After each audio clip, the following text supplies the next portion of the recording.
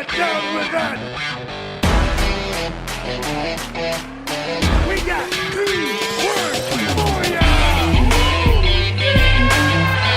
What's up? I'm awesome. Hello, ladies. Hey, ladies. Really? Really? Oh, yeah. Yowie wowie! Pipe bomb! Baby! To believe that.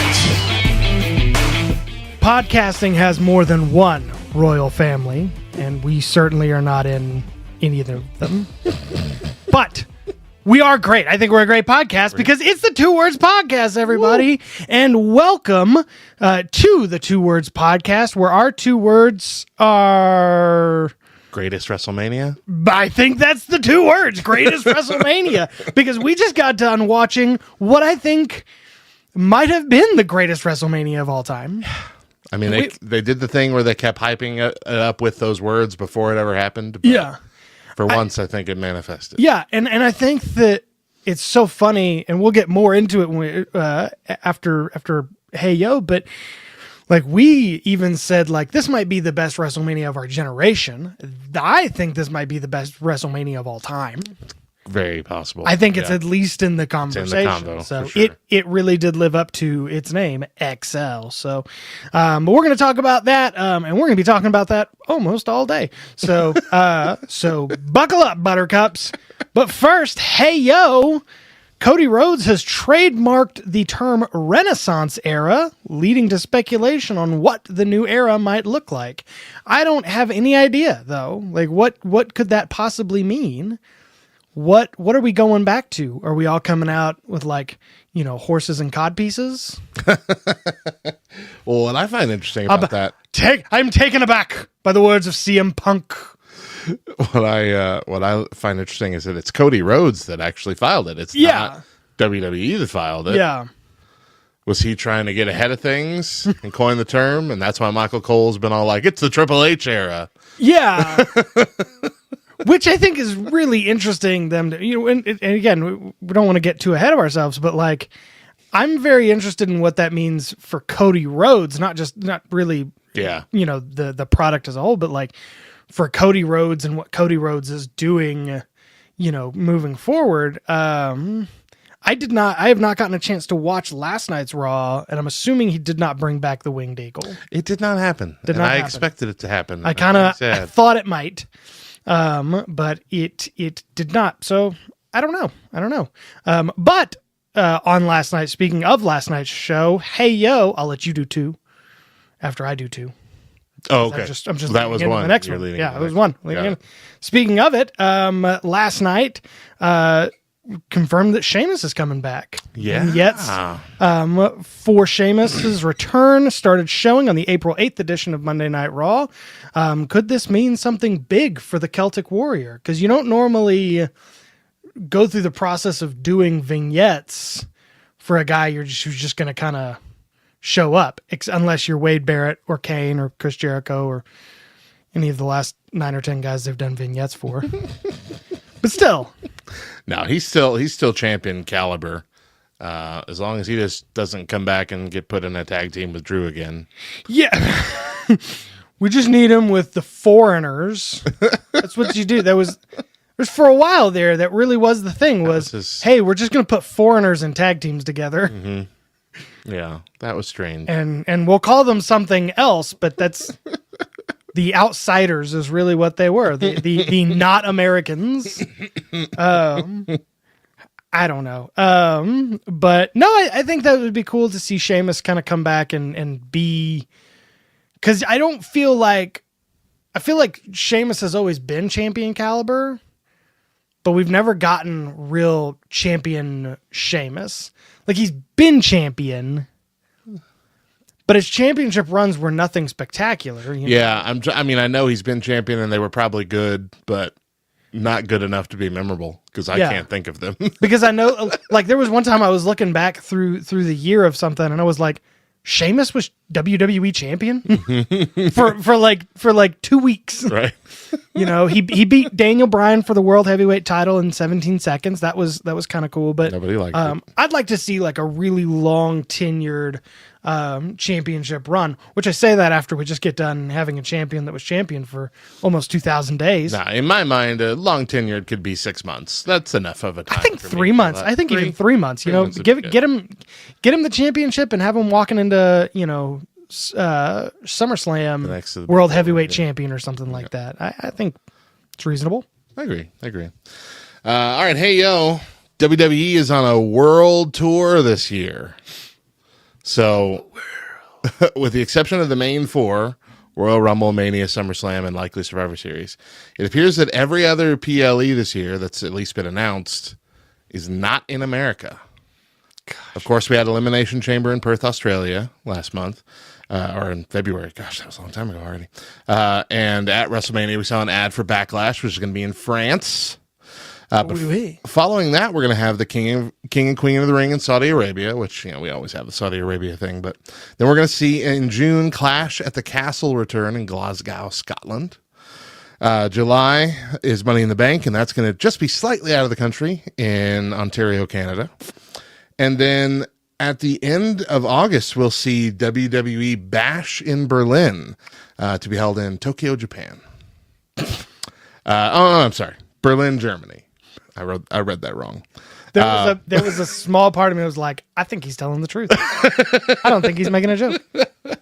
But yeah, the card, I haven't found anything on Extreme Rules this year if we're having that, or if that's just being replaced by one of these differently named. Just be very careful of the things that you bash in Berlin, because things have been bashed in Berlin that we're not very proud of. They're not very proud of.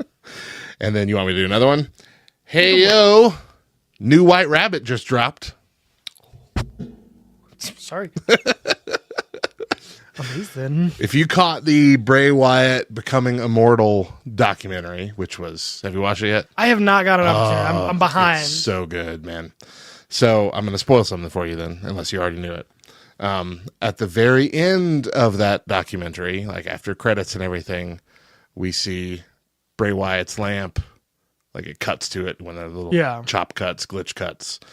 Bray Wyatt's lamp flicker back on and zooms out a little bit, and you see a clear Uncle Howdy outline with, I'm assuming, Bo Dallas saying run.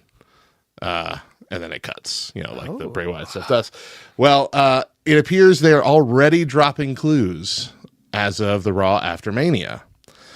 During the live show, not on the air, I think it was before the show began, even, a strange clip of a song played in the arena as all the screens went blank. That song was Nightbird by Marty Amando, a song that sounds like it's made in the 30s, but it appears to actually have been recorded in 2019 with that style. Amando. But these are the lyrics. The nightbird calls and shadows creep into my mind, into my sleep. I do not know if I shall rise or open up these weary eyes. The withered trees, how they creak and they moan beneath the moon, how the demons groan. They come to me and pull me down into the swamp without a sound. Ooh. So clearly a lot of imagery there that's reminiscent of Bray Wyatt's stories, and doing it off air, relying on fans in the arena to capture it and share it online, social media. That's exactly what they did with those first few teases of Bray, when they were doing the cuts with the White Rabbit Jefferson Airplane song playing during commercial breaks and stuff. And so that's what started that White Rabbit ARG campaign, which was never actually addressed on air. Like, they never talked about it on air. White Rabbit. You just saw the QR codes and the glitches and the teases, but commentary never mentioned anything.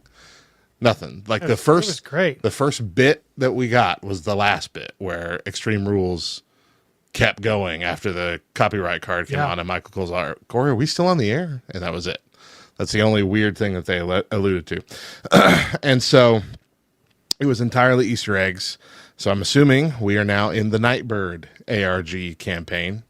There's also an on-screen glitch where Bronson Reed was talking about heading into the first contenders match for the world title that night. And it was a split-second glitch that came down on the screen. But in the bottom right-hand corner, you saw the word hello written there, which could just be a, hello, someone is here, keep watching kind of thing. Or it might be a synonym for howdy, because howdy means hello in cowboy talk.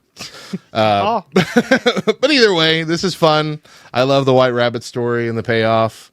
Looking forward to this. It's not going to be Bray, It's not going to be as good. I mean, obviously, it's not going to be Bray, but it's not going to be as good as Bray. But if they can pull off some kind of cool tribute with Bo Dallas, yeah, and as long as Bo Dallas is able to make it kind of his own, I have never had an iteration of Bo Dallas that I loved.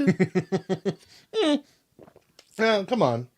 B Team was B great. Team was fun. B Team was great, but that was as a team. I've never seen a version of Bo Dallas that I immensely respected. Okay, there we go. And I think he's a great talent. That's fine.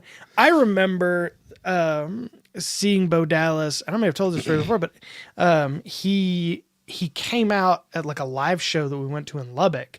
It was me and my buddy Mike and guy named Tony, and we had gone over to Lubbock for that.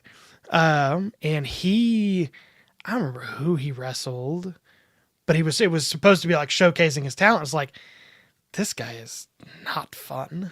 I don't like this guy at all. And none of us enjoyed it. And so I don't, because they were showing trailers for the biography, and everything, or the documentary. Yeah. And I told Hillary, I'm like, I miss Bray Wyatt, but I very specifically miss Eater of Worlds Bray Wyatt. Mm-hmm. I didn't dislike The Fiend, but The Fiend to me was not better. Gotcha. I would have loved to have seen what we most recently saw the very end of his career. I would like to have seen what that became, because I think that would have been a lot of fun. But I told Hillary, I said, especially at that time, like 2011, 2012, it was like nobody was doing that bit, and nobody had done anything that was of that caliber and that kind of storytelling. And if Bo Dallas could even do half as good as Eater of Worlds, which I think I think he can, especially now, I think it'd be a lot of fun to watch. Yeah, that documentary does a good portion on the Eater of Worlds version. Yeah, and it's really good, and it really took me back and like, man, that was a lot better than I remember it being. So good. Yeah. Because I'm all in on Fiend Bray Wyatt to the point where I've almost forgotten about Eater of Worlds Bray Wyatt. Oh. So you are correct. It was a very good time. That was so good. Everything he's done was great. Yeah. Hey, yo, eWrestling News reports that WWE Hall of Famer Mick Foley has opted out of doing one final death match, citing health concerns. Foley took to YouTube the other day to announce that he would not be proceeding with the match due to previously unknown concussions. He's canceled some appearances lately, because he's been real lightheaded and that sort of stuff. Foley had originally contemplated doing one final death match in 2025 to celebrate his 60th birthday. And I think I speak for all of us when I say I am so glad you can do that to Ric Flair. You can't do it to Mick Foley for me. Don't do that to my boy. Don't do it to my boy. Don't do it to Mick Foley. What kind of a crazy person? How crazy is Mick Foley? Pretty crazy. To be like, I can't put my own shoes on. I should do one final death match at 60. I read that story this morning. I think what's concerning about it is he doesn't know how he got the concussion. Yeah, because he hasn't wrestled in. Right. He hasn't actually wrestled in. Right. So Yeah, please don't. Please don't. Please go see a movie for your birthday. Please stop. Do a normal thing that people do. Yeah. All right, last one for me. Hey, yo, WWE is officially, I should silence my phone, is officially abandoning the term sports entertainment. Ooh. After Cody Rhodes finally finished the story, color commentator Corey Graves knowingly said pro wrestling is back during the broadcast, and a report suggests that it was not Graves going against company mandate. Ibu of Wrestle Purist on X posted that they spoke to someone from WD who told me that the promotion is deliberately moving away from the terminology of sports entertainment. And if it's true, it seems that calls like Graves will become the norm in the future. No more sports entertainers. It's pro wrestling. Pro That's wrestlers. Great. That's great. Yeah. If they're going to, I think that they should like lean into it too. I think that they need to be like make some sort of promo for it and use Paul Heyman's dirty word promo. He said you took wrestling and made it a dirty word, and you took a guy like Taz and you emaciated him and da da da. And I was like, which is one of the great promos of all time. Call it wrestling. It's wrestling. It sounds so much cooler too. Yeah. Pro sports entertainment. It just sounds. I can't think of an appropriate word to call it. That's got to be the longest standing thing that they're changing. Oh yeah. Like a lot of the stuff that Triple H is changing is really just from the past decade or so that Vince McMahon has been losing his faculties when he's, trying to plan all this stuff out on his own. Yeah. But that sports entertainment thing goes back to WCW, like before WCW started, because that was the whole thing. Is Ted Turner called Vince McMahon, said, "Guess what, Vince? I'm getting into the wrestling business." And Vince is all, "Well, we're in two different businesses then, because I'm in the entertainment business." Yeah. That's been his mindset from the get. Yeah. And so to do that it is pro wrestling. Yeah. It just never made sense to me why we can't say it. So why we can't call the performers in the World Wrestling Entertainment right wrestlers. Yeah. I don't get it. I just don't get it. Well, hey, yo, AEW will air the CM Punk Jack Perry footage from All In on this Wednesday's Dynamite. We are obviously recording this before that Dynamite, so yes. You, our listeners, have already seen that footage. I'm excited. Tell us, future people. Tell us, future people, what it's about. This footage being of an altercation right before the main card of the show that led to the eventual release of CM Punk. It is allegedly the video shows CM Punk, who seemed to be very upset with Jack Perry, Jungle Jack Perry, for using real glass in a spot. And Jack Perry's like, "I'll do what I want." And from that moment on, it really seemed like, nobody's ever seen the footage from it, but it was like everybody knew it happened, and there's like a spot where it's like, oh, this is where CM Punk this is what led to his demise in AEW. Mm-hmm. And it is all anybody thinks about when it goes to AEW. My question is, why?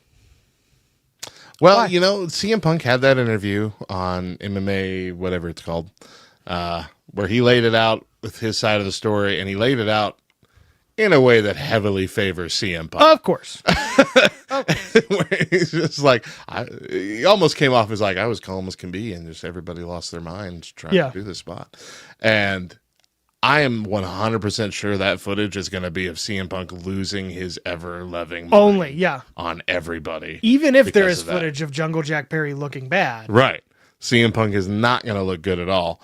But I think everybody's already come to terms with that. Everybody who cares, of the fans anyway. Yeah. Because we all believed it. Because that's what they said. And Tony Khan said that that's what happened and came out and almost cried talking about how he feared for his life. Yeah. Like, we all believe CM Punk lost his mind and was rightfully fired. Yeah.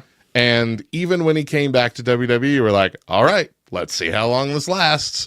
Which, in his defense, seems to have his ducks in a row with He's WWE. been doing doing good. Well, and like I'm actually excited for this version of CM Punk. Yeah.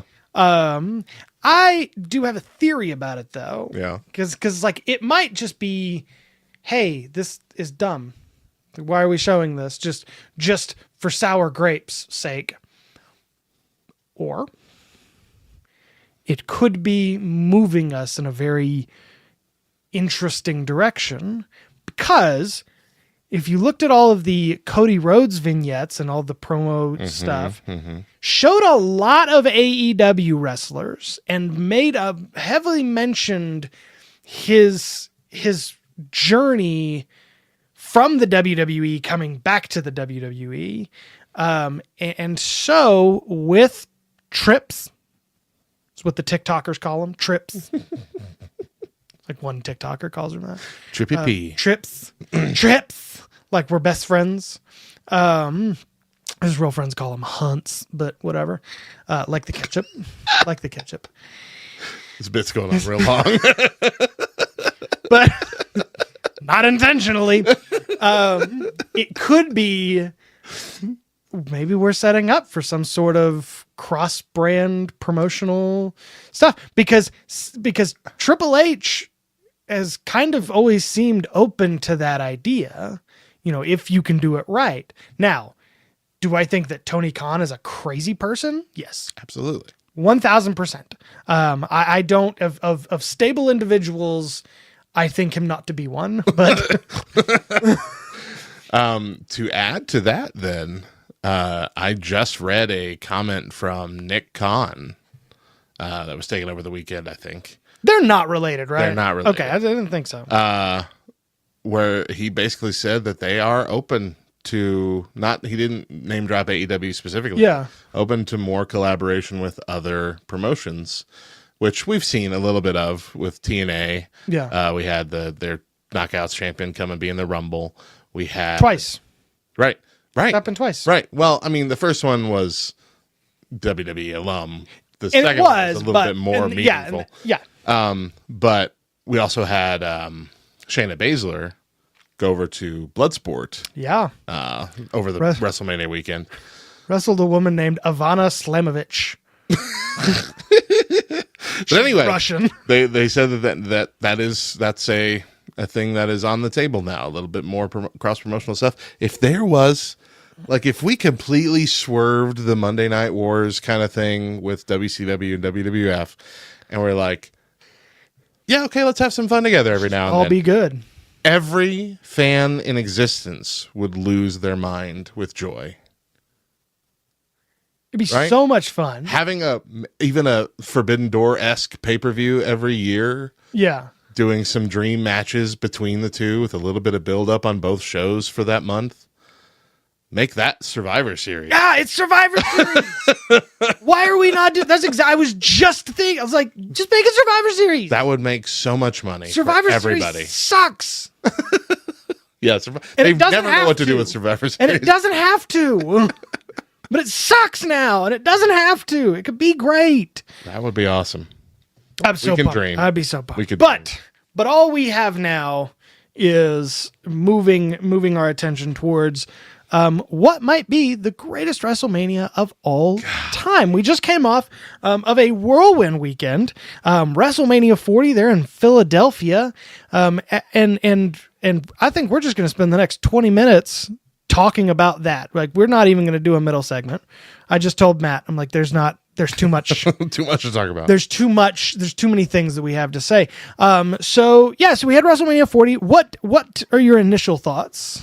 My initial thoughts are that first night, I was a bit concerned. Okay. The first night was good. It wasn't great. There were a couple solid good matches. A couple really, really good matches. Yeah. Couple disappointments. If it were any other pay-per-view night, I'd be like, yeah, it was a great pay-per-view. Yeah. Like, it was good. But it wasn't greatest WrestleMania of all time good. And there weren't a lot of surprises. There weren't a lot of special guests. There weren't a lot of special entrances. Like, it just kind of felt, for what the show was, it still kind of felt bare bones. And I was real worried about Sunday night until Sunday night happened. Yeah. Sunday night felt like they saved up all their budget for Sunday night. I bet they did.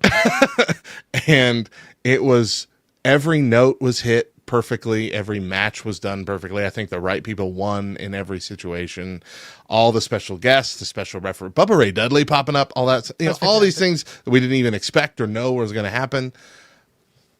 If we just took Sunday night as it's on, in a vacuum, Yeah. That is the greatest night of wrestling I've experienced since I started watching wrestling as a kid. Oh yeah. I have never 1,000%. been more satisfied with a night of wrestling. Yeah. And to your comment, they really did hit every note that night. Golly. No botches that I remember. Well, that I I don't can think on that remember. night anyway. Nothing that's noticeable. Yeah. Even what I think was most surprising is there was one match that I did not get to see it in its entirely, and that was I had to go back and watch Bailey and Io Sky because I had to. It was my turn to put my daughter to bed that night. Oh, and so which she normally enforced takes that on well, WrestleMania. It was just it had just been a long day for both of us, and it was kind of like I can pull the it's one Sunday night of WrestleMania, or I could have a happier wife. Absolutely, and so that was the thing, which only took like 10 minutes to get her to bed that night, which was crazy at this point in our lives. But, it took us 10 minutes. And when I came out, the match was still going. Yeah. Which is crazy. If this had been, WrestleMania 27, that match would have been 30 seconds. Nothing to it. And it was a great match, too. And it was a great match. It really was. I loved, when Stephanie McMahon starts the show and comes out and you don't immediately groan, somebody's done something right. I was hyped. She had new music. Yeah. It was a remake of, but it was more of like a Updated hardcore. version, yeah. You're like, oh yeah, I like this. This is great. And like she comes out. And what was interesting to me is how often they were like, this is a new era. Like how they were very getting in front of Vince is gone. Yeah. We're done with whatever that is. And it almost seemed like, hey, Vince is gone. Great. Yeah. That's the vibe that came here. out every time the note was hit. There's a story that gets told about George Carlin. And, George Carlin used to do kind of the sketch comedy thing, and he was a little bit more family friendly. He did Al Snow, the hippy dippy weatherman, with all your hippy dippy weatherman, and all that stuff. And at one point, he came out on like Carson or something, and he had a cardboard cutout of himself, and he's like, "I just need y'all to know," and he like pushes the cardboard cutout. He goes, "That guy's dead. Let's move on." And like became almost, had a second career of George Carlin. I feel like that's exactly what happened is they basically came out and said, that's gone. Yeah. And it's final. We're not, and everybody's very happy. Ding dong, the witch is dead. The wicked witch is dead. Like, which you almost feel, almost to a point where I felt bad, but then I remembered, Vince McMahon is a piece of crap, kind of. So He had his several decades on top, and now he's got to deal with the consequences of his actions. And as Ted Lasso says, I hope all of us or none of us are judged by the moments of our greatest weakness. So, well, let's just go through match by match. I think is the best option here. It's going to be all of us, just so you know. It's what? It's going to be all of us. It's going to be all of us are going to be judged by. Are we doing match by match? Is that what you said? Unfortunately, it's going to be all. Yeah, let's just do match by match. We'll do night one and then we'll do night two. Sounds good. So we started off with Rhea Ripley and Becky Lynch.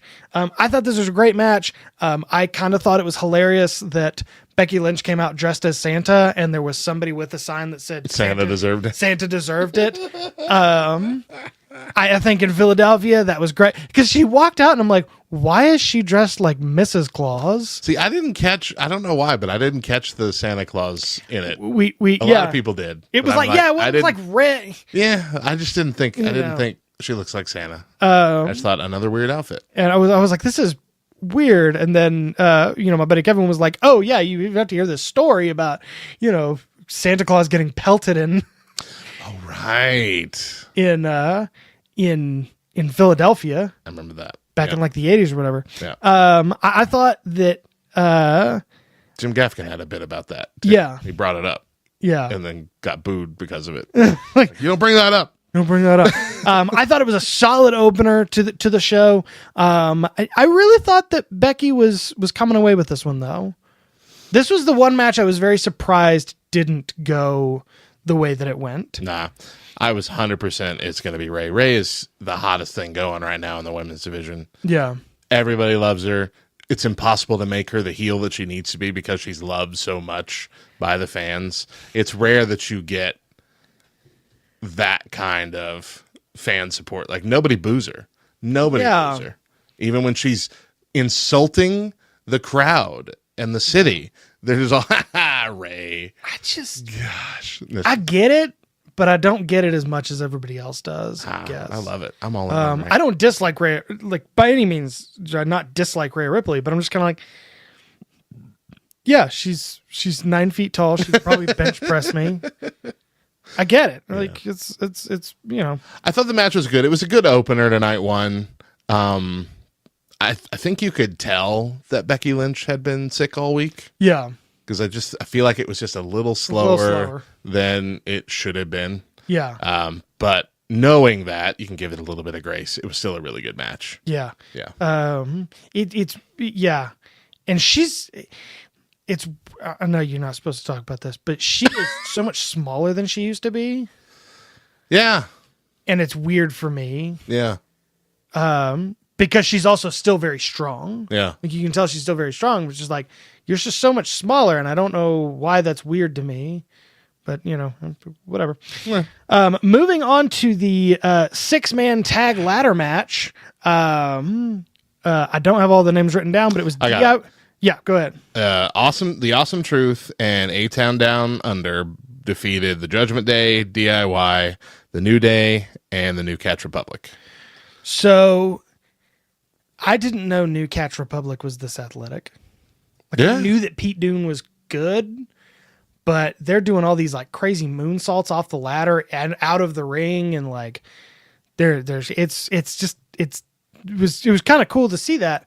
I thought it was fantastic. I thought it hit all of the right moments. And it was fun. And honestly, this was one of the more veteran matches of the night. I mean, you have New Day in there, you have Awesome Truth in there.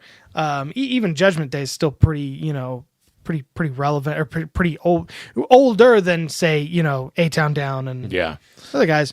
I did not like Judgment Day's entrance outfits. Oh, right. Weird. It was strange. I'll say this. I just don't love Judgment Day. I like Judgment Day. I used to. I don't. I still like Judgment Day. Maybe I just don't like Dominic Mysterio. Their segment on Raw, which you have not seen yet. I did see that one. I did see one part of it. Okay. The whole segment is just absolutely fantastic. Segment through the match. That was my favorite part of the night. R-Truth coming out with the But I'm so glad they're still doing it. The crowd, he's not in the Judgment Day. Crowd shouting, "Yes, he is! Yes, he is!" But no, this match was it was a little less a ladder match than most ladder matches. Ladders were almost secondary to it this time. It felt like, but it was made for fun spots. Like that's all it was. I feel like A-Town Down Under getting the titles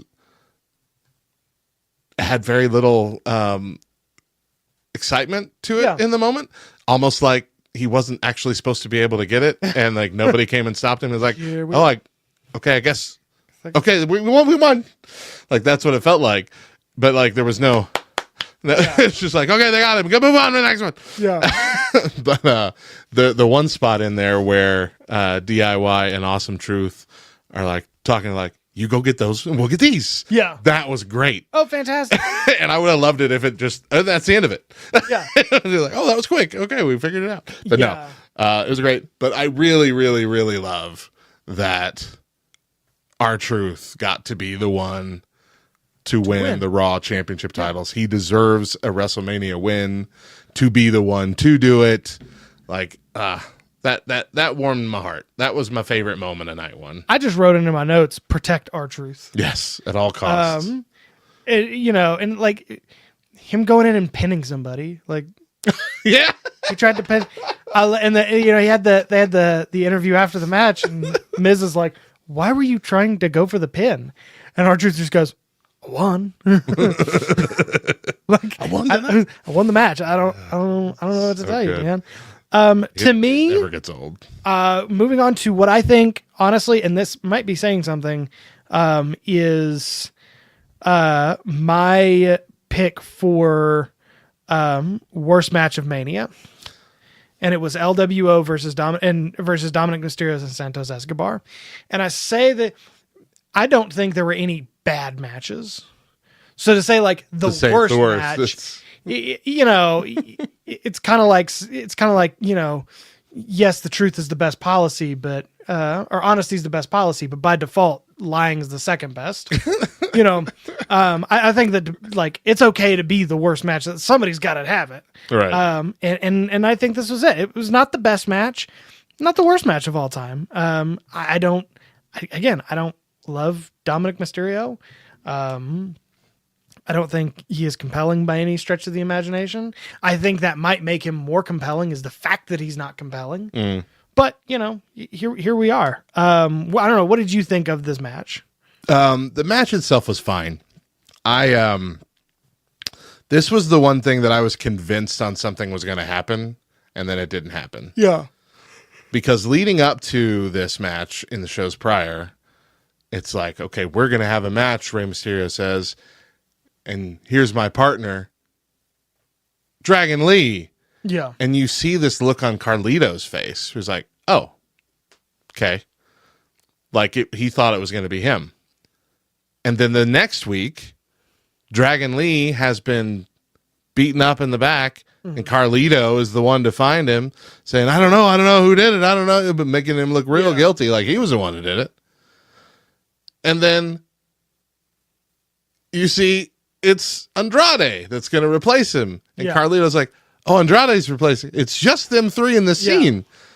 Awesome. Yeah, okay, good. Yeah. Like, I was positive that Carlito was just like, he was going to do something. I'm done. Why aren't you picking me ever for anything? Like, I agree with Santos Escobar.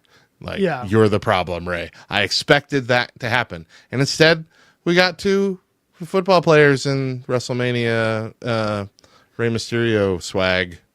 I mean, jumping in. First of all, how dare you? So we got Taylor Swift's boyfriend and some other guy. That's what we got. I'm about to walk off my own dang podcast. It was Jason Kelsey and Lane Johnson. I don't know why nobody. It's one of those as somebody who also likes football. Mm-hmm. I'm like, it's Travis. Like they had the masks on, and I was like, oh, buddy Kevin was over watching. He was like, I don't know who that is, and I was like, well, it's probably Jason Kelsey and Lane Johnson. And he goes, I don't know who Lane Johnson is. I was like, he's the other guy from the Eagles. Like, why do we not? But here's the problem. Until you said something about it, I forgot. That's how boring this match was for me. Yeah. Like, I forgot that happened, and I love both of those guys. But yeah, it was a good match though. It served a purpose. It had plenty of great spots, and I did like the not trying to cheat kind of aspect of it toward the beginning. Like, but still, at the end, it had to happen. I hate Rey Mysterio's new mask. They're not terrible. I don't get it. They're not terrible. It's like, no, I'm gonna say something offensive if I keep talking about it. But it does. To me, it just every time I see it, it just looks like Shaquille O'Neal's steel costume. Oh, okay. And that's all I can see. Yeah, that mask. Yeah, you're right. You're right. That wasn't the offensive thing I was thinking. But moving on to Jimmy and Jey Uso. This would be my pick for worst. It wasn't a barn burner. It was barely a match. It was 90% storytelling, a very telegraphed, I'm sorry, you were right. Yeah. I'm going to turn on you. All the crowd's like, no. We all know this. Yeah. This has already happened. Roman did it to you guys 2 years ago. We all got it. it felt like it was a nothing burger. It felt like it didn't need to happen. It felt like there was so much build up to it for nothing. It could have been more. Yeah. Now, I feel like what they accomplished in the main event of the next night was more than anything that happened in that match. But if any match should have been a no DQ, it should have been this one. yeah, Feels like it should have been this one. could have gone a lot bigger. Like a falls count anywhere or something. Something like that, yeah. That could have made this. But I think you're right. Like the build up, and you're like, oh, it's brother on brother. This should be good. Right, and they kept hyping that too. And it wasn't. It wasn't anything.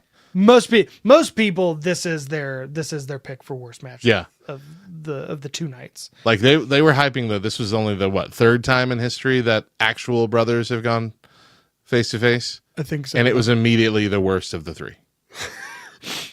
How unfortunate. And then we still have a lot of matches for this. Yeah, we're one gonna night. go. Yeah, Gosh, there's 3 more. Moving through this. The 6-1 tag match.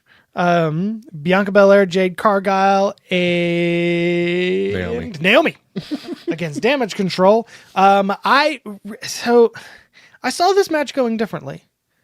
As did I. I really thought there was going to be more heel turns or some I expected Jade to turn heel. some kerfuffling of some sort, some canoodling, if you will. You saw Jade Cargill was gonna.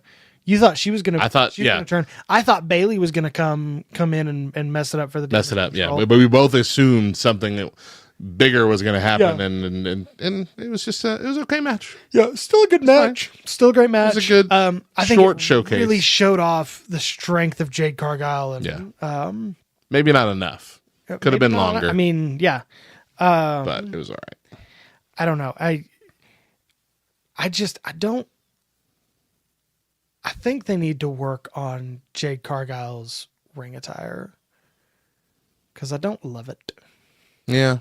There's something. If her and Rhea Ripley got into a tag match, it'd just be called "I'm Uncomfortable." I'm not comfortable with this, but I mean, no. I thought it was a good match. I thought it was a good way to get Jade Cargill in front of people, getting all 6 of those women. I made the comment on our Facebook that there were 6 uniquely different hairstyles in that match. It very much were, yeah. And I have had the same haircut for 30 years. We went to my grandma's house years ago, and it was like all of these pictures of me, and I'm like, I have the same haircut in every single one of them for 30 years. That's fun when you find something that works.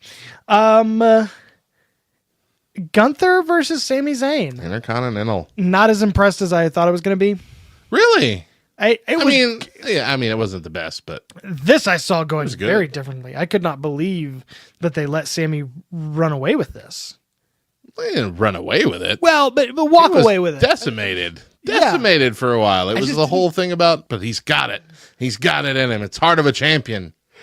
Yeah. I will say before the match part, his entrance where we did the camera from the back following him out. Oh yeah, that was really good entrance. Cinema right there. That was real good. That was Kevin Owens being there at the perfection. Yeah. Oh, it was so good. And then just like the one take. Yeah, I did really, really love that.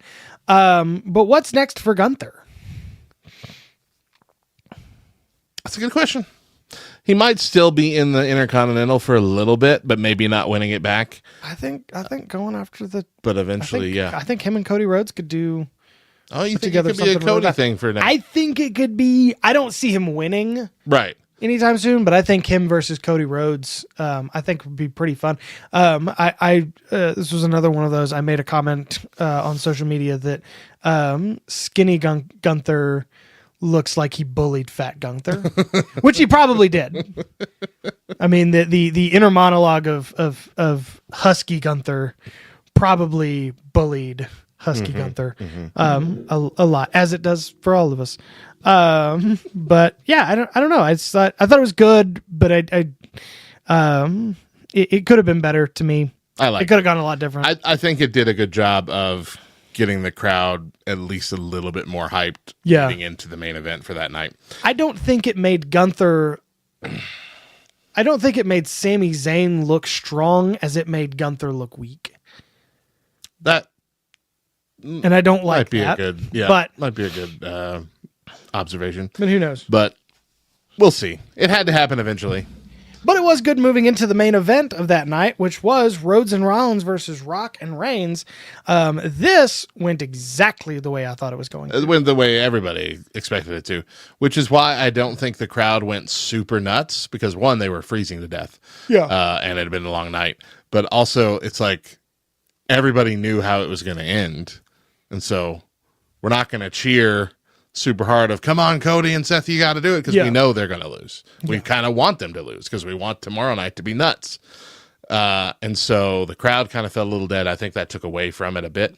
But I did like the storytelling elements of it. I did like the Rock threatening the ref. Yeah. The low blow and the ref apologizing. I can't do anything. This to me was a solid 4-star match. It was a real good match. And they did the storytelling exactly the way it needed to be. You could tell that this match, like, they went through this match. Yeah. And even The Rock came out and said, like, he had been working with Bobby Roode and some of the officials for this match, that they had rehearsed the match the Monday before, and they were going to rehearse it again the Friday before, and like walk through the whole thing. And you could really tell, like, they put some effort into making sure this match was going to be exactly what people wanted from The Rock and Roman versus Rhodes and Rollins. Super well executed. But again, we all knew how this night was going to end. Yeah. It was not going to end and if it hadn't ended that way, we would have hated it. Right. Just simply. Night 2, you have, again, you have, Stephanie McMahon comes out and gives this promo, touting Triple H and saying this is the Paul Levesque era, and it's going to be amazing. And she's got this new theme, and even as annoying as we used to find Stephanie McMahon, like I said, it was almost like I'm right there along with her. Like, I'm excited for this. You know, I don't find this annoying at all, which is crazy. Because I normally find her promos to fall very flat. Yeah. When she's trying to sound like her dad. But anyway. So the first match of the night, the Pride versus Final Testament. No.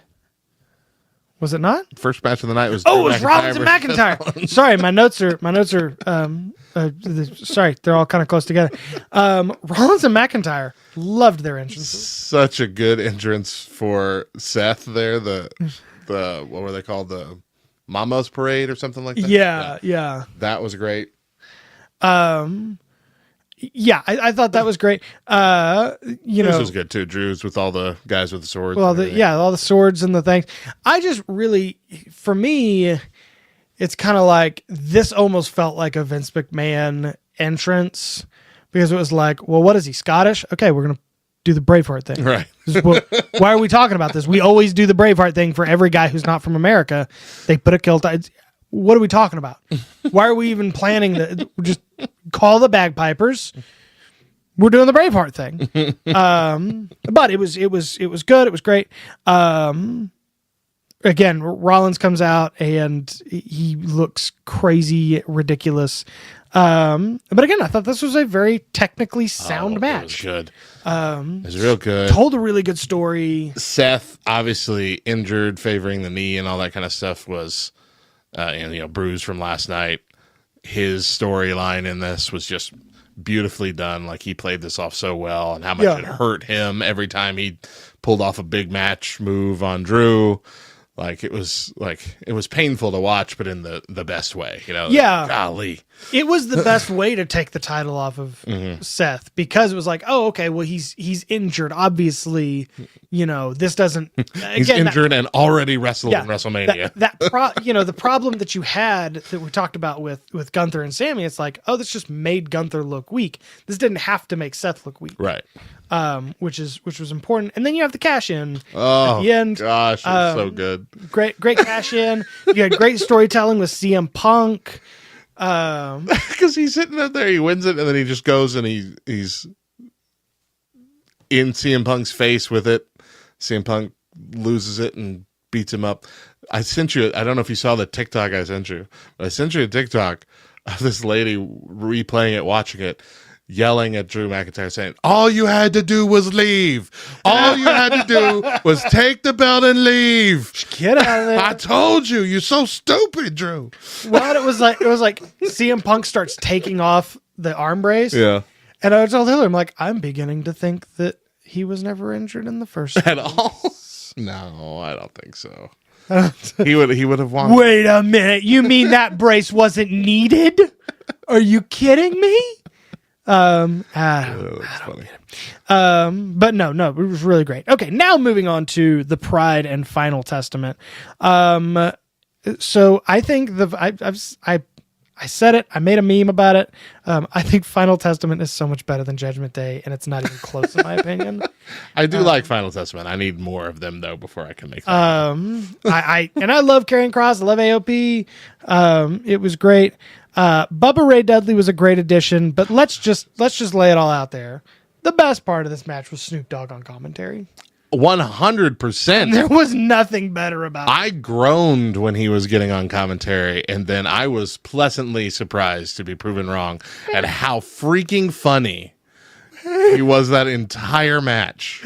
When B-Fab threw Scarlett into the ring post, and he goes, "Oh, baby girl, we gotta watch out. That's metal. Don't you know that?" I lost my mind. And he just kept like reacting to big spots, like, "Oh, no, Yeah. no." What is the same? There was so it was exactly what made. There's a clip that came out years ago of him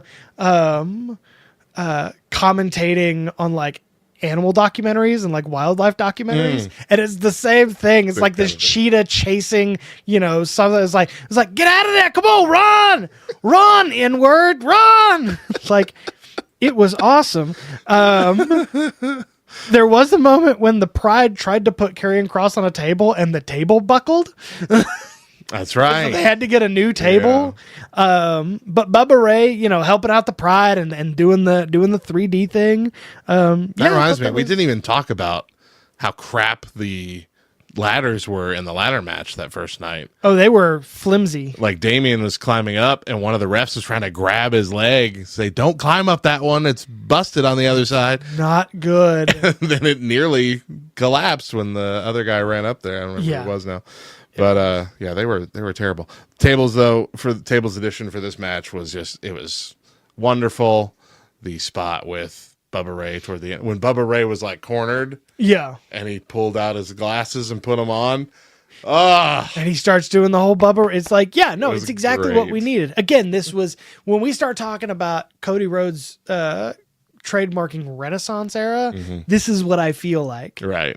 And I know that he said like it's different than the Attitude Era, but like I love all of that so much. I thought it was a great match, and I thought it showcased all of them. Yeah, I was surprised at how much I enjoyed it. I felt like this was going to be like the low part of the night.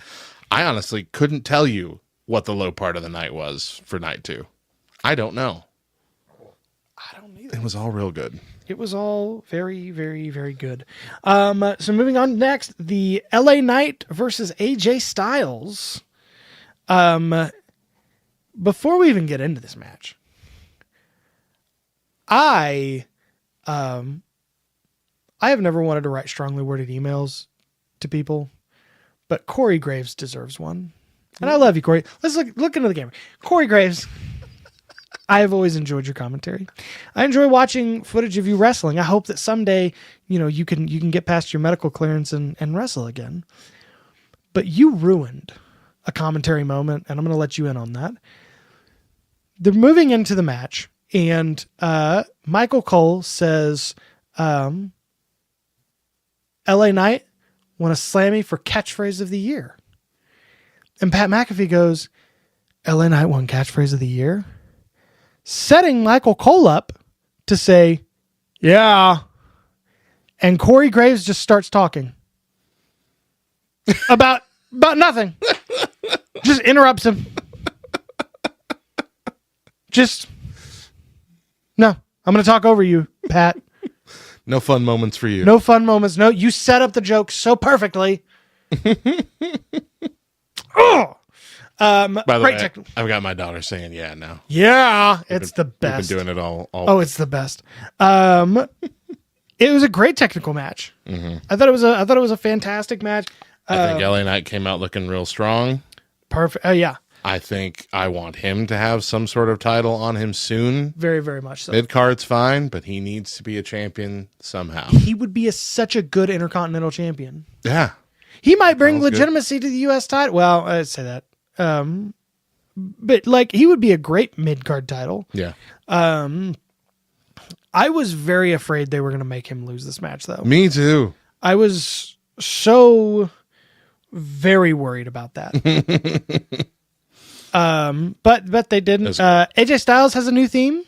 Yeah, fine, I guess. It's weird to do that no, now. no. I would have. He's almost done. Yeah. Why do that now? And he's not. It's from his words. He's not renewing his contract. Right. Yeah. Like he's retiring, like going off. So I don't know. That was good, but no, I loved all the spots. I thought again, like I said, LA Knight comes away looking great. And I'm very, very happy with that. Moving on to the U.S. title match. I was not excited for this match. I wasn't. But they proved me wrong. I loved it so much. And I knew you said Kevin Owens was going to win.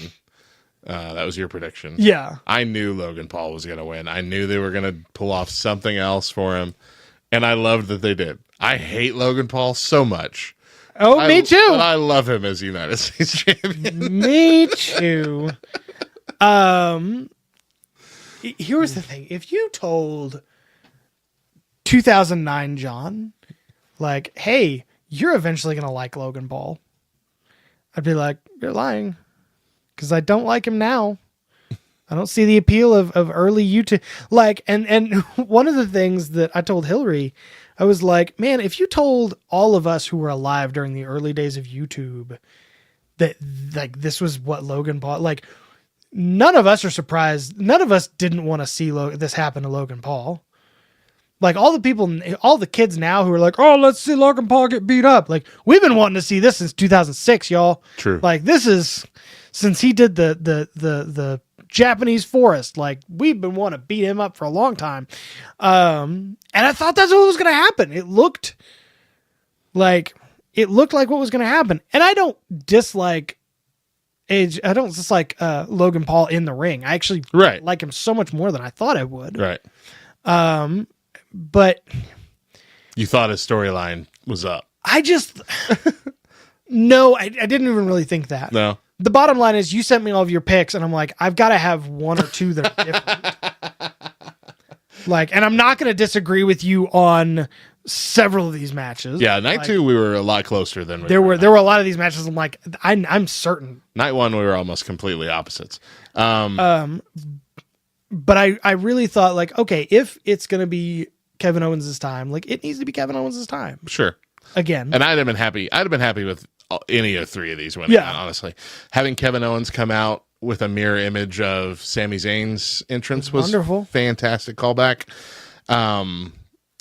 Having him on the cart and then roll back as Randy's coming out. Oh yeah. And them riding down together. That was a great moment. It was fun. You could tell Randy Orton was scared too. Yeah. Like he was slow down. How great would it have been if he just flew off the back. And then in the ring where they had been teaming up for the most part, and then they finally decided, all right, you ready to do this now? Yeah. All right, let's go. That was fantastic. I loved all the beats of this match. Yeah.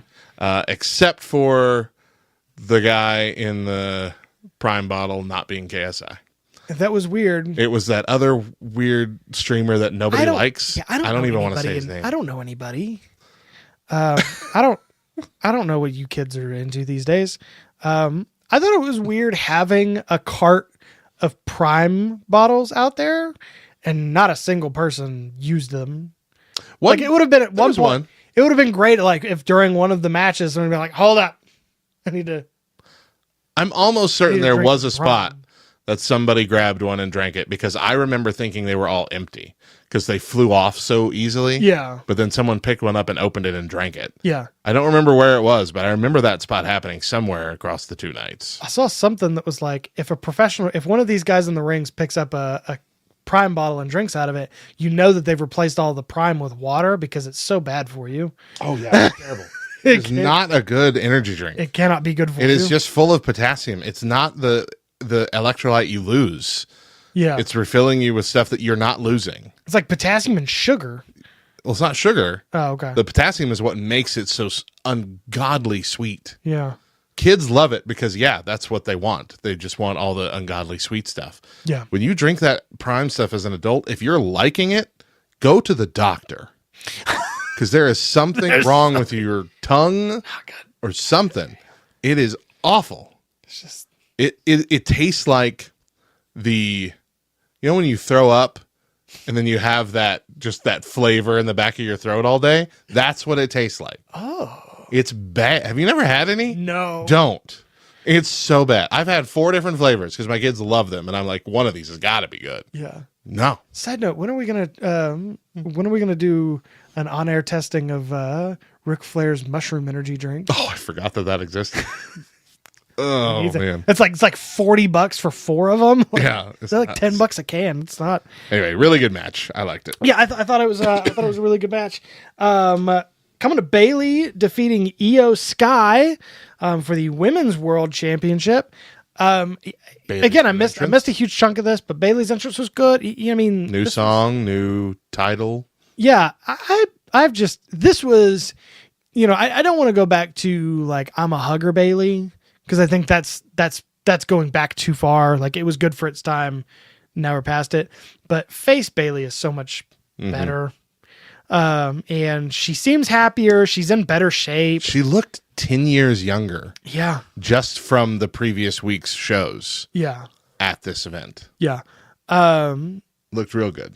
I mean, and both of them, technically sound match. This was good. Io did fantastic. There were a lot of spots in this match that I'm like, they're going for it. And they gave him time. For it. They gave him a lot of time. The match went the way it was supposed to go. Bayley deserves to be champion for a while again. She's overdue. Yeah. She looks like a competitor again and not like the ring mom of the rest of Damage Control, which is what she looked like for a long time. Yeah. That's trying to be cool. Even in the promo art for like the match for WrestleMania, she's like, man, she looks like a 40-year-old mom. That's what she looks like. In the last one, she was the mom of Damage Control. It was like she was the mom that was like, I was like, oh, I'm cool. I still listen to the Ramones. And like, ding dong, hello. Ding dong, hello. I'm the cool mom. You kids can stay here and drink while you're here. She's like the mom that would let you drink wine coolers at the sleepover because she's the cool mom. Which I never got to experience, but didn't want to. So, John didn't want to drink in high school. He just didn't. I was the dare to not do drugs worked on me. I don't think John's ever had alcohol before. I don't think anyone's ever offered him any. Not in high school, they didn't. There was this is nothing to do with this podcast, but there was one where this guy, when I was on Drumline, we used to go to this snow cone shack, and it's this little shack the size of this room that makes like $10,000 a day in the summer selling snow cones. Yeah. And this one guy was like, hey, try this snow cone. And I'm like, oh, that's really good. What is it? And he goes, it's Coca-Cola flavored. And then I poured Jack Daniels in it.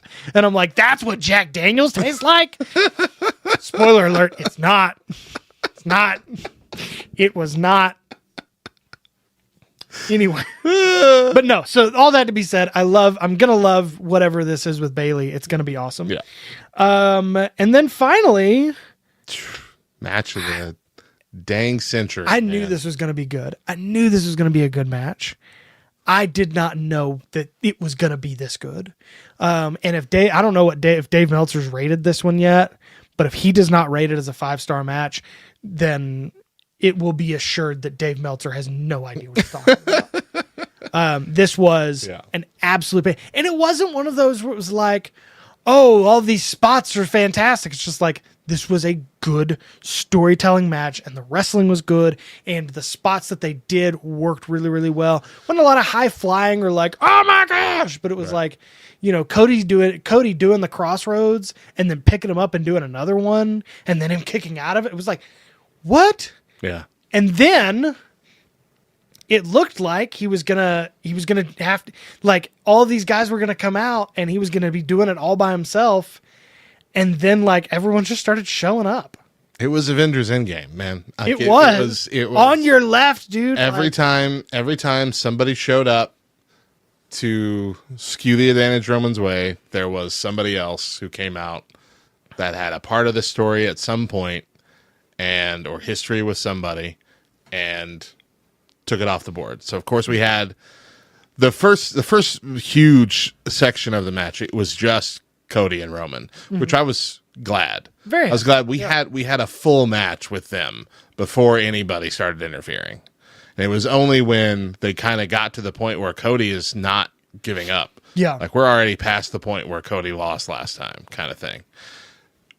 That's when we see Jimmy Uso show up. That's when we see Jey Uso come in, tackle him off the freaking ramp onto a very slim section of tables, which I think they might have still really hurt themselves. Oh yeah. We had it got surprising. We had Solo come out, and Solo actually was in there for a while. He did some stuff. Did a couple things, and then we had John Cena. Yeah. Solo cost John Cena at their final match or whatever. Good return there. Didn't expect it to be this quick though after that, because then John Cena takes out Solo, Rock, and we get Once in a Lifetime 3 for half a second with Rock and John Cena facing off. And they did the WrestleMania 17 thing with Hogan and Rock, where they're like looking back and forth. Looking back and forth. Saw Rock do that, and then after John Cena's taken out, we get the Shield music playing. Okay. So was I the only one who was like, Not at all. I watched Dean Ambrose about to come out? I watched a compilation of people reacting to the different moments, but one of them was for that, and literally everybody's like, there's no way. It's just not possible. There's no way. And even the commentators like had that kind of reaction for us. Yeah. Like, are we going to see Moxley? And then we barely even got to see Seth. Yeah. Seth gets in the ring, Roman spots him and just takes him out. I don't even think you saw his face. Barely, yeah. It was like you just saw a pile of Shield gear, tactical gear crumble to the ground. But that is when a swerve happened. Yeah, because it had been hyped, rumored for weeks now that we were going to see John Cena and Stone Cold appear at WrestleMania. And instead we got gung and the lights go out. Yeah. And it's Undertaker in the ring all of a sudden, which kind of makes a little bit more sense, because if it was Stone Cold, it would be this is a Stone Cold versus The Rock thing. Yeah. But Undertaker has plenty of history with Roman Reigns. Yeah. And so this became a real, everybody connected to this story somehow, some way. Yeah. Kind of thing. And it's great. We did the choke slam. Lights went out again. Taker and Rock are gone. Everyone was gone. Everyone was gone. Where did they all go? And nobody, well, Rock and Seth both showed up again, so I think they were just off to the side on the ring or whatever, because they didn't crawl out from under the mat or nothing. Yeah. So, but the ring had cleared of just Cody and Roman left. Seth was still in the ring. Seth was still in the ring, because that's when Roman got up, got the chair like he was going to smash Cody, and then you see Seth writhing over in the corner. Yeah. Instead, he goes and attacks Seth. It was good to see him have this moment of, that's probably where he lost it. Like, everything that had just happened, but where he lost it was, for a split second, he let his ego take over, and he wanted to get his revenge on Seth first. Yeah. And then the ending was just so phenomenal. Oh, it was so good. All the faces coming out. at the end, celebrate with him, was heartwarming. You could tell this was a definitive, Right. like, okay, we are starting something new. And it's not going back to as good as it used to be. It is moving forward into as good as it's gonna be. Right. And that I think is the most exciting thing. And we've said it for a long time. We've been saying it for a while. It's like, oh, I'm finally excited about wrestling again. I am finally excited about wrestling. I'm all in now. I am more excited than I've ever been. Yeah. That's a bigger statement.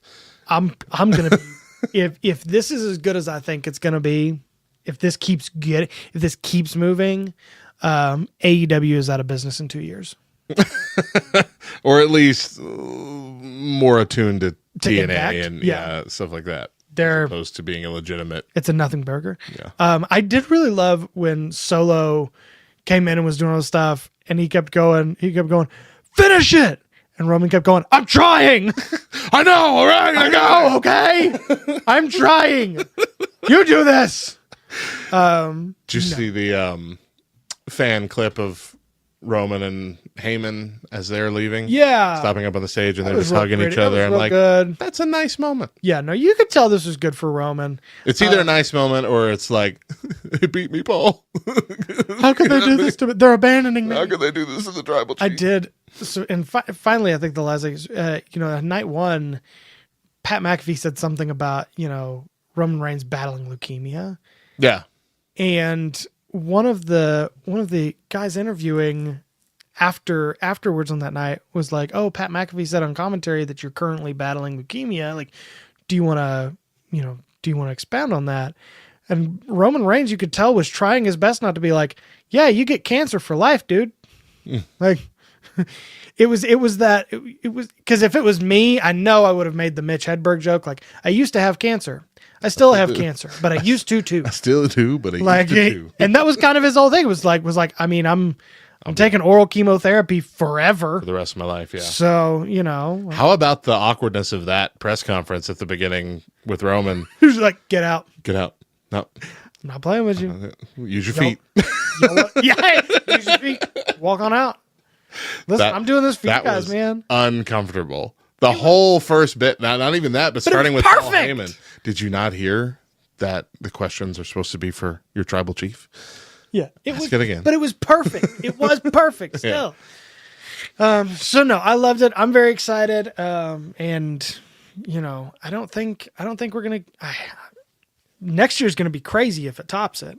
I don't know how, but I'm looking back at just this show. 2 words. Just from where we started in things are getting pretty good. Yeah. To COVID, to what is happening, to we would come back from the season like I haven't watched wrestling all summer. Yeah. And now we're at the point where like this might be the greatest time ever in wrestling. Like it's so strange how wide the swath is between a couple years ago to now. Yeah, it's crazy. It's crazy. And I mean, it's just getting better. I don't know. I don't know where we're going to go from here, but I'm excited to see it. Mm-hmm. I want to say my final thought. Okay. Someone was talking about it in LTN community because I had posted about it. And she's like, my husband just got me into wrestling like 3 years ago. And last night I was bawling at the end of the night. And I'm like, honestly, if that was the finale of WWE, I would be satisfied. Wrestling? If that was the last wrestling we'd ever get, I'd be satisfied. I didn't cry until Samantha Irvin cried. Oh gosh. And then, and then I cried. Fantastic. Well, if you want to keep up with what all's going on in this magical time of wrestling, what might be the most magical time for wrestling in a very, very long time, then head over to our socials at 2wordsLTN, where we kind of give our thoughts. If we do any extra videos, anything like that, maybe with this magical time, I'll take more time to to be a good content creator. Don't count on it. But head over there and we'll try to keep you guys up to date on everything that is good in wrestling and everything that's bad in wrestling. We're very impartial, I think. Remember, we are on the Glue Network now, GLU, on your Rokus or your smart TVs. Because I'm stuck on wrestling, y'all. GLU Network. You can download that, search for the Love Thy Nerd channel. 2 Words has its own playlist, so you'll be able to find us there.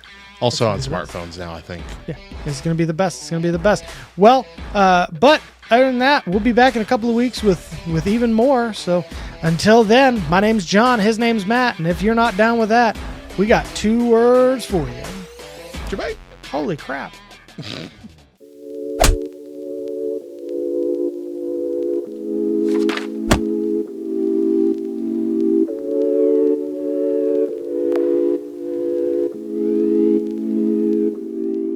Are you ready? If you're not down with that, we got 2 words for ya. What's up? I'm awesome. Hello, ladies. Hey, ladies. Hell, really? Really? Oh, yeah! Yes! Yowie wowie! Bye, Mom! Baby! It's true! Believe that. Well, if you've got arachnophobia, fear not, because if you open up this podcast, there will be no spiders, because this is the 2 Words Podcast. Welcome, ladies and gentlemen, to Love Thy Nerd's premier wrestling podcast. My name is John, and with me as always, he's not a good guy, he's not a bad guy, he may not even be the guy, but he is a guy. A guy. He I'm is. just a guy. He is Radio Matt. Radio Matt, what's going on, man? Oh my gosh, I'm so excited to be a wrestling fan. these It's days. so good. So good. It's so good, and it's not. Yeah, it's awesome. Mm-hmm. And it's the dawning of a new era. It really does. It feels like almost a clean slate Yeah, for WWE right now. and we're actually going to be talking about what really started this new clean state, what kind of led into it, because our 2 words are Roman's reign. We're going to be talking about was it 4 years? 3.5, yeah. 3.5 years that 3.5 Roman Reigns years. was champion, and all that it entailed, because I feel like you could talk about this forever. There was so much that happened, good and bad, that I think really changed the industry a lot. And we're going to be talking about that. And then we have a fun little game that I haven't told Radio Matt about in the middle here. But first, hey, yo, Finn Balor gave fans quite the scare on Sunday night when the Judgment Day leader tweeted out, "I would like to take a moment to say thank you to the WWE for 10 incredible years." He then added, after much thought and consideration, "I've decided that now is the right time to say I ain't going nowhere." Kind of pulled a little bit of a swerve on us. Little swerve. Everybody but here's the thing: is like it's easy to believe that Finn Balor would be like, "I gotta leave now because I'm injured again." Right. I mean, Also- the guy's made of popsicle sticks. Also, he just hasn't been able to get that main event status Yeah. ever since being the very first Universal Champion Yeah. for a day. Yeah. What a sad... The very first ever got to hold it for 20 And now we just got a guy who got done holding it for 1,300 days. Like, And it's essentially gone now. yeah, and it's We done. don't call it Universal anymore. Yeah. They've- Good on that. We don't Yeah. call it Universal anymore. I'm It's glad. still we're- called Undisputed. I don't understand why it shouldn't just be the WWE Yeah. title now, but It's just that's fine. Yeah. It's a step in the right direction. Because again, you combine the heavyweight and in the WWE Championship, and then you combine the Universal title, and then you introduced a heavyweight championship back, and so what's going on? I don't know. What's going I on? do like that we're going into, one show has the WWE titles and one show has the world titles. Yeah. It's a is nice good. This is separation. good. It doesn't have to be branded. This is good. That's good. I love it. I love it. What do you think of the new tag titles? The two different versions. I think that they're great. I like the world titles a lot better. The pizzas? The pizza titles? Is what you like? No, it's not the. Aren't those the red ones? No, the world title. The pizza titles are the ones that R-Truth and Miz have on Raw. Yeah. The SmackDown titles are the world titles. They're the world tag team championships. I don't think that's right. Because Raw has the world heavyweight and the world women's. And SmackDown has the WWE ones. And that would be so confusing if they just swap around what's called what. But anyway, you like the blue brand ones better. I love the blue brand. I love the new they're ones. very reminiscent of Attitude Era tag title belts, which I like. Let's see. Just tell me what they're called. Well, it should say it on the belt. Look at the belt. Oh, they're just the WWE Tag Team Champions. The blue ones? Yeah. Okay. They're just the WWE Tag Team. I mean, they're not even blue. The other one's the world. The other ones are the world. Yeah. So the pizzas are the world. Yeah. I love the Tag Team Champions. I don't hate the pizzas either. It's just as soon as someone said they look like pizzas, that's all I can see. I like them so much better than the dime belts, though. And it's weird. Yeah. And it's just weird to me that, like, this is the first time I've said that in a long time. Like, I actually like these titles. Right. Like, I've hated every title they've revealed. Yeah, they've been pretty bad for a good while. These are good, though. You're right. That is kind of pizza-ish. Hey, yo. The bloodline is about to grow again. Mike Johnson of PW Insider Elite reports... Tama Tonga's pregnant. reports that former MLW star Jacob Fatu is expected to make his WWE debut within the week. I'm assuming possibly for the draft, but possibly even as early as this Friday's SmackDown. So we'll see. Fatu is the son of Sam Fatu, a.k.a. Tonga Kid, and is therefore a member of the Anoa'i wrestling dynasty. I kind of like the new Bloodline story direction that we're going. I'm not hating it, and I like that it really has nothing to do with the Usos or Roman Reigns. Right. Like, this is good. Yeah. And I love terrified Paul Heyman. You know, and at first I didn't really love, because it looked like they were trying to turn Solo Sikoa into Roman Reigns. Like they were just trying to get him to adopt that character. I didn't love that at first, but it's growing on me. Yeah. I like, it's different. You know, yeah, I love Tama Tonga. I wish he'd bring back the crazy hair that he had in New Japan. But no, I think We'll see. Tama Tonga showed up, and I was like, he looks like an action figure. He does. He really does. He looks like somebody like molded him out of marble. Hey yo, CM Punk AEW released the CM Punk footage we talked about on the last podcast, and let's just say it was a nothing burger. It was the most. It was they built it up. That's the most AEW I've watched in a very, very long time. And they built it up and they talked about it and they did all this stuff. And then they showed it and was like, they shoved it. They was shoving each other. They had a shoving match. CM Punk threw a punch that didn't connect. And then they got separated. Yeah. That's all it was. Yeah. That's what it was. It's like you just shoved him.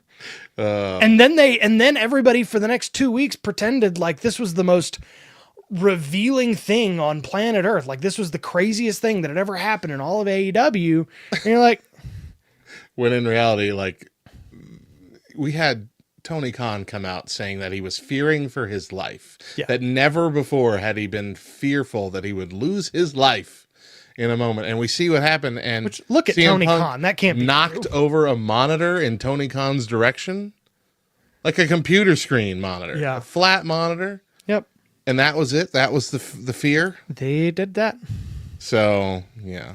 John Moxley said on his wife's podcast, The Sessions, we all know what it used to be called though, says he's never seen so much drama in one place. I mean, there has been, like, you hear stories of WWE backstage, and it's like, this thing's got way worse. I mean, like, fist fighting, like the old WCW story of Jericho putting Goldberg in an armbar, like backstage. Like, that was, like, come on, guys. Y'all made nothing. Y'all tried to make something out of nothing. Yeah. And it is dumb. Y'all tried to make steak out of Salisbury here. All right. Hey, yo, I got 2 here in order, unless you have another one. I have one final one. We're good. Okay. You want me to go then? Yeah, go for it. Broken Matt Hardy makes his return to TNA. But is that where he'll stay? Only a couple weeks after he became a free agent, Matt Hardy made his return to TNA Wrestling to close out Saturday night's Rebellion pay-per-view. Moose successfully defended the TNA World Championship against Nick Nemeth in the main event, and Hardy was revealed as the lights-out surprise following the match, and his once again broken persona. He laid out Moose and then held up the TNA World title. It was later announced that at Under Siege TNA Plus special on May 3rd, it'll be Matt Hardy and the tag team of Speedball Mountain versus the System of Moose, Brian Myers, and Eddie Edwards. Speedball Mountain. But how long will Matt Hardy be a part of TNA Wrestling is unknown. The former WWE and AEW talent noted following Rebellion that he remains a free agent, even now, so he's not signed a contract with TNA. Okay. He said that joining TNA was set up only a few days before Rebellion, and that he did it to keep the idea alive in the world that wrestling is unpredictable. However, hey yo, Matt Hardy might be on the way to WWE. Oh. Rumors abound. Now, this is like a full 100% rumor speculation. But rumors abound that broken Matt Hardy may wind up being a part of the Uncle Howdy stable. On his podcast, Matt Hardy says that he has even pitched ideas for it. He never mentions who he pitched them to, but one of the ideas he had was to have Vanguard 1 become the vessel for the late Bray Wyatt. As a way of him continuing to lead the group. He even suggested using AI to give Bray a voice. This idea made his co-host visibly uncomfortable. And Visible discomfort. This is Bo Dallas talking? No, this is Matt Hardy talking. Matt Hardy on his talking. podcast. Okay. I don't think that would be received very well, an AI Bray Wyatt, but I would love to see Broken Matt in the WWE again. He talked about his pitch in a way that sounded like he was talking to people planning it out, like the storyline out, which might have been a slip up, implying that he's already on the way to the Triple H era. Okay. Other heavily rumored members of Uncle Howdy's group are Alexa Bliss, Braun Strowman, and perhaps the strongest rumor, Eric Rowan, who recently had to cancel a bunch of appearances due to his new contractual obligations, quote unquote. Time will tell, but that is a solid 5 scary nutbags for a fantastic stable, which is what the latest Nightbird clues imply will be the number of members in the stable. But don't worry, as I said in the beginning of this podcast, there will be no spiders. So even if Eric Rowan shows up, there will not be a giant spider In a cage. in a cage. The QR codes for this past Raw led to, a whole bunch of stuff. Pretty intricate clue thing, but essentially the page was www.com/5555555. Okay. And one of the clues that you could find is penta with pentagon, 5 sides. So another 5 reference. It's a good shape to choose. It is implying we're going to get the Wyatt 6 -1. Okay. So Okay. I'm excited. I hope that is the lineup. No, That would be That sounds fantastic. great. Because every single one of those guys is in the best shape of their life right now. But I don't know if Alexa Bliss probably is. She's like 22. She's very young still. She's very young. She's not 22, but she is very young. So yeah, no, I love that idea. I think that's great. Because I liked Deleter of Worlds. That was fun. That was fun.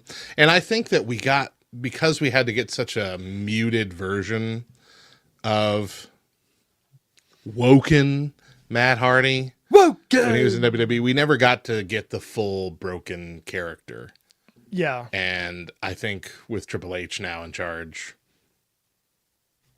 we could. Here's what I really need though is I need someone to get Matt Hardy a dialect coach, because his British accent is I love the. maybe it's intentionally. I think it's awful, intentionally bad, but and it is I think it's so bad. because I don't think it's supposed to be real. I think it's supposed to be clear that he is faking this accent. So bad. I'd love to see Eric Rowan and Braun Strowman tagging together. It's just Yeah. It's just beef. I miss Braun Strowman too. I miss Alexa Bliss. I miss Eric Rowan. I miss yeah. all three of them. So I miss much. all of them. I would love to see them on TV every week. It would be again. fantastic. Well, hey yo, wrestling has more than one black champion. As Swerve Strickland won the AEW championship at AEW Dynasty. And as you aforementioned, Moose is the current TNA World Heavyweight Champion. And Cody Rhodes is married to Brandy Rhodes. So it's kind of a cool thing. And this is, like nothing to do with the color of his skin though, but I was thinking about it. It's like, AEW, for all of its downfalls, has had great champions. I will agree with that. Every time they put the belt on a guy, I'm like, oh, I wouldn't have done that, but dang, that's cool. Now I understand. Like MJF, Hangman Adam Page, John Moxley, now Swerve Strickland. And it's like, and granted, we're going to talk about it in a minute, but like, what have we gotten? Roman Reigns and Brock Lesnar. Like For the longest time. For forever. And so I would be excited to see more booking like that taking place in WWE. And I'm starting to understand, like, maybe that's why Tony Khan keeps being given Booker of the Year. They may just hate Triple H and Vince McMahon because it's an arbitrary award. It's kind of like Dave Meltzer's stars. Like, there's no grading system. It's just what he decides to give you that week.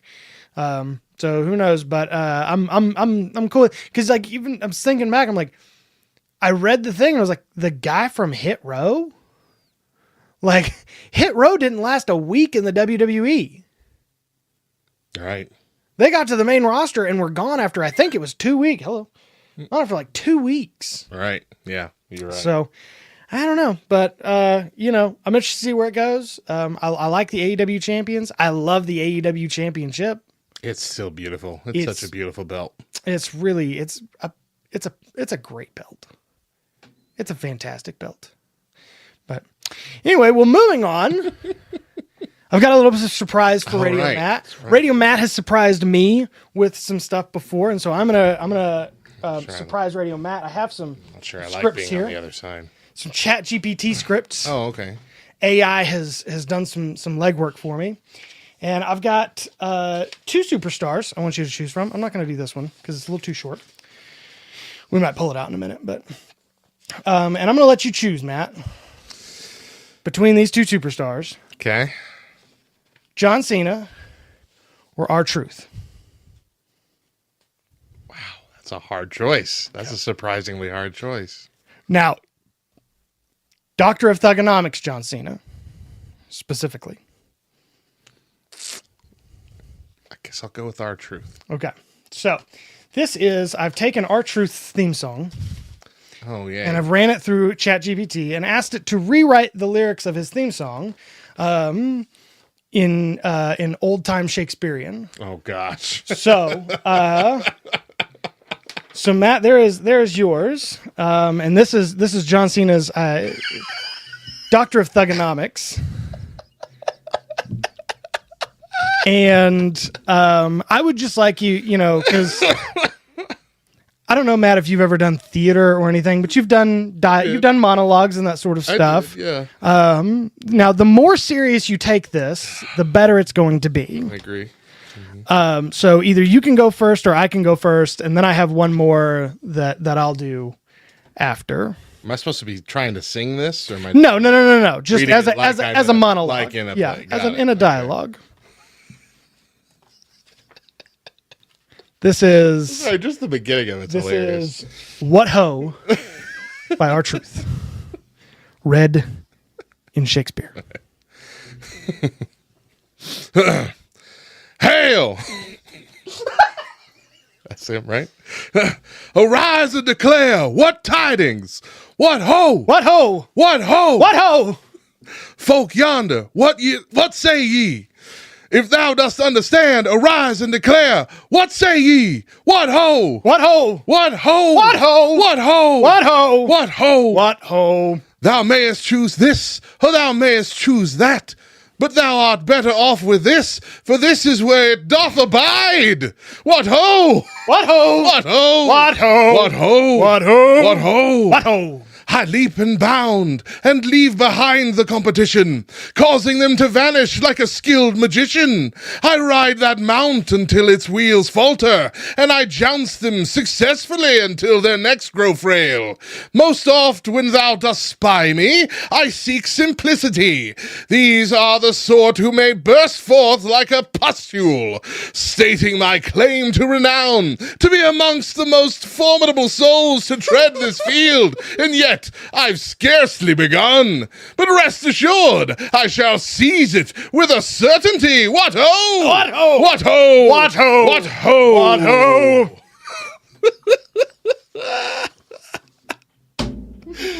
That might be my favorite new thing. Yeah. That's great. Oh, that was even better than I thought it was going to be. I originally wanted to try Billy Gunn's theme, but it would have been just a little too much. Yep. My favorite line there is, these are the sort who may burst forth like a pustule. What is the lyric for that? I don't know. I need to look it up. Oh. All right. So that was R-Truth's theme. It was a good rap. Rap. It's good. This would be John Cena's Doctor of Thugonomics. So it's the main one. It's the main. It's the one he had when he was pop wearing like the a chain pimple. gang. Okay, these are the Pop type of people like a- that get popped like a pimple. Pop like a pimple. That's it. All right, I'm sorry. Which one is this one? This is Doctor of Thugonomics. This Okay. is the chain gang one that he did. I might go a different direction than you did. Okay. We'll see how it goes. You're We'll gonna see go how it like goes. a soft. Maybe more like a Romeo and Juliet. sonnet kind Got of it. thing. Yeah. Cool. Hark!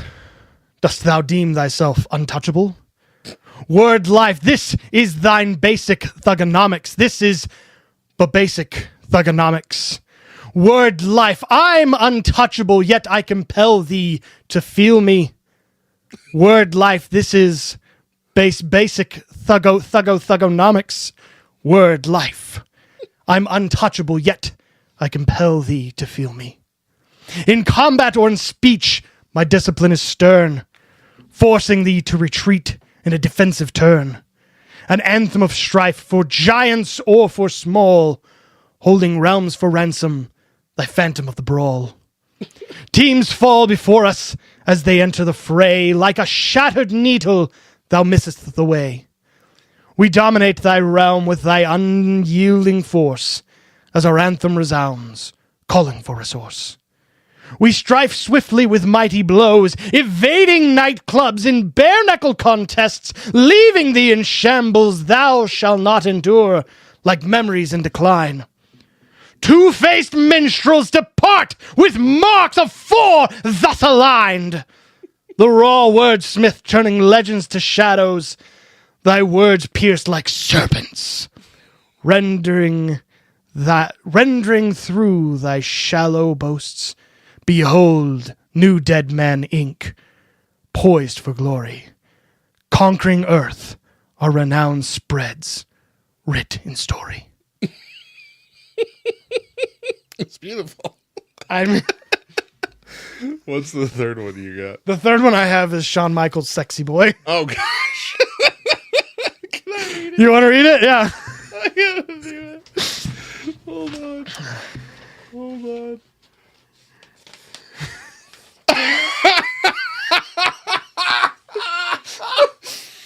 This is fantastic. Okay. All right. It's a little bit shorter, but so I don't know if I can take your time. The chorus is so good. Oh, man. Take okay. your time. I deem myself fair. I know I'm comely. I possess the visage that drives maidens to madness.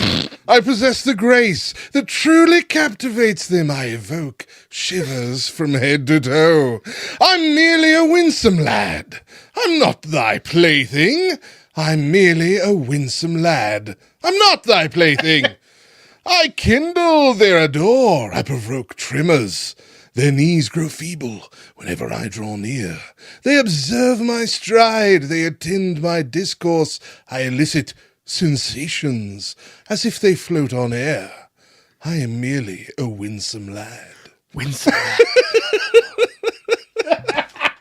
That's fantastic. These are so good. You did that like James Mason. This is James Mason. James Mason. I'm merely a winsome lad. That is my favorite Untouchable, thing. yet I compel thee to feel me. That's my favorite thing we've ever done with ChatGPT. It's the best. AI is the best. Wow. It's my favorite thing to think like several years ago we were so terrified of AI, and now we're like using it for this and other stuff that I probably shouldn't talk about on this podcast. This is hilarious though. So funny. This is my favorite. Well, my favorite. moving on. Moving on to something maybe a little more serious, but probably not too serious. Brings us to our two words, Roman's reign. In August of 2020, Roman Reigns returned at SummerSlam after battling leukemia and attacked the new Universal Champion, The Fiend. Yeah. The following SmackDown, Reigns aligned himself with new manager, WWE Hall of Famer Paul Heyman. On August 30th at Payback. That's not true. What do you mean? That's what I have. At Payback, he just faced. Oh yes, never mind. I'm sorry. I had to correct my notes about something. Got it. And then I thought, anyway, at August 30th at Payback, which I forgot that they did Payback 7 days after SummerSlam that year. Yeah. Which was the weirdest real thing. quick. On August 30th on Payback, Reigns defeated The Fiend and Braun Strowman for the Universal Championship. Just under 2 years later, on April 2nd of 2022, Reigns would defeat Brock Lesnar in a winner-take-all champion versus champion match at WrestleMania 38. Over 1,316 days, Reigns would rise to stardom, becoming the face of the WWE, making this not only a defining moment in his career, but a defining moment in the WWE, a defining era in the WWE. And I mean, this is not something we're ever going to see again. Yeah. Probably we might see it in like 20 years. Yeah. Like it's going to be. And For they them will to even make try it a big deal. Yeah. For them to even try to redo this, there's got to be a massive stretch of time. What are your initial thoughts about the whole thing? I mean, coming to an end at WrestleMania 40, being defeated by Cody Rhodes, and you know, I know I just asked you this question. I'm going to answer it myself, but you know, every single time Roman Reigns defended, we were like, get this title off of him. And now that I look back and I'm like, oh, this was the perfect. There was no better way to take this title off of him. Like, This is the best way.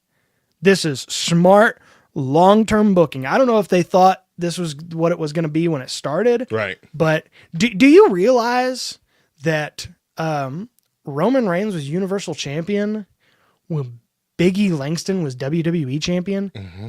We, in the Two Words Podcast, have never known a time when Roman Reigns was not Universal Champion. I think we knew about 7 days, and then like the next week. Right. I mean, the match that you just started with when he won it against The Fiend and Braun Strowman, this was the first run of The Fiend, and then Bray Wyatt got fired for like a year. Yeah. And then he came back for a few months, and then he was gone for the rest. I mean, he's been champion through several generations of storyline. Yeah. Where a lot of these opponents that are on the list of people that he's faced aren't even in the WWE anymore or not wrestling. Big E, of course, one of them. He can't wrestle anymore. Daniel Bryan is on this list. Cesaro is on this list. You forget about Cesaro. It's been so long since they've been in WWE. Like, it's such a... This is almost the full length of Stone Cold's main run. You know, when he was the big dog. Yeah, he was only the big dog for like 5 years. Right. Yeah. And this is just a part of Roman Reigns' career, which is crazy. He's had more WrestleMania main events as the champion in this run than he did prior. And prior, we were sick of him having main events. Because they were always against Brock Lesnar. Always against Brock. The one time that he had a really good match, it was because Seth Rollins came in and cashed in and won it off of him. That's what made that one so special. But I mean, it's been incredibly long, and I think you're absolutely right, is that even though there were times where like, we gotta get enough, or to the point where it's like, really, I kind of felt like that this whole last year. It's like we knew Cody was going to be the one to take it off him. And so when he didn't do it at WrestleMania 39, we're like, okay, well, we know Roman Reigns is not going to lose this entire year. Yeah. And so every match that he had, which weren't many, but every match that he had, we're like, okay, well, we know who's going to win. There was no wondering, you know, is it possible if the other person's going to win? It was more just like, all right, how is Roman going to win? Yeah. Which I think one of the things that a lot of us complained about was that he didn't defend his title all that much. But I think that was the smart move. Because if he was defending it every pay-per-view, or more often than that, it would become really, really clear that this is the same match story over and over again. Yeah. And, I mean, you know, that was the way it was. You know, you look at the long-term champions before, you know, Bruno Sammartino having it for however many years he had it, and, you know, Bob Backlund having it for all that time. They didn't wrestle all that much either. And that was one of the things Hulk Hogan, you know, brought up one time. He's like, you know, Champion didn't even show up on TV when we were, you know, when we started. Like, you showed up at pay-per-views because that's where they wanted to see you. You didn't wrestle on TV. Right. You weren't wasting your time doing that sort of stuff. Yeah, there wasn't fatigue of seeing the person. And what I think is most interesting, because there was a point where we realized this was really turning into something, and you bring up WrestleMania 31, WrestleMania 31. That was 31, yeah, with Seth Rollins. Until you said something, I forgot he was in that match. Right. I forgot that this guy was in one of the most magical moments in recent WWE history. And now it's like, how did we forget this guy? Right. You know, that's the kind of change that we've seen. That's what we've developed. Was there a point which you realized like, oh, this is taken off? 100%. It was very early on. It was Hell in a Cell, October 25th, 2020, where he was facing Jey Uso in the Hell in a Cell I Quit match for the title. And that was how at the end, when Jimmy had come in to try and, you know, save his brother from getting beaten, and Roman went full cinema, breaking down, crying in the ring, saying, I don't understand what's going on with me lately, man. You know, just all this, only to turn and like crying in the ring. Oh my gosh. In front of his two cousins, which is something I don't think we've ever seen in a main event match. The champions, not in Hell in a Cell, as the way to trick the opponents. Yeah. And I just remember seeing that going. My reaction, I believe, after that on Twitter was like, I don't think I've ever been more compelled by the storytelling in a match before. and I can't believe it's Roman Reigns that's Roman Reigns evoking and the these Usos. emotions. Yeah. Yeah. I also barely cared about the Usos up until this point, and that match made me yeah. care about them. I cared a lot more about them before they were doing like the Usos penitentiary business. You like Samoan Usos? I liked Samoa Uso. Yeah. That's not racist. Whatever. Well, I said I was doing Rey Mysterio's thing. I was doing So it definitely is. Booyaka. Yeah, no, I almost say I'd have to say the same thing. Like that moment where that kind of string, especially after that, more after that for me, it was like he had turned the Usos kind of into his whipping boys. Yeah. And then, slowly changing them into, being on his side. And then, but there was always that kind of wonder from Jay, like, I'm still not 100% sold on this.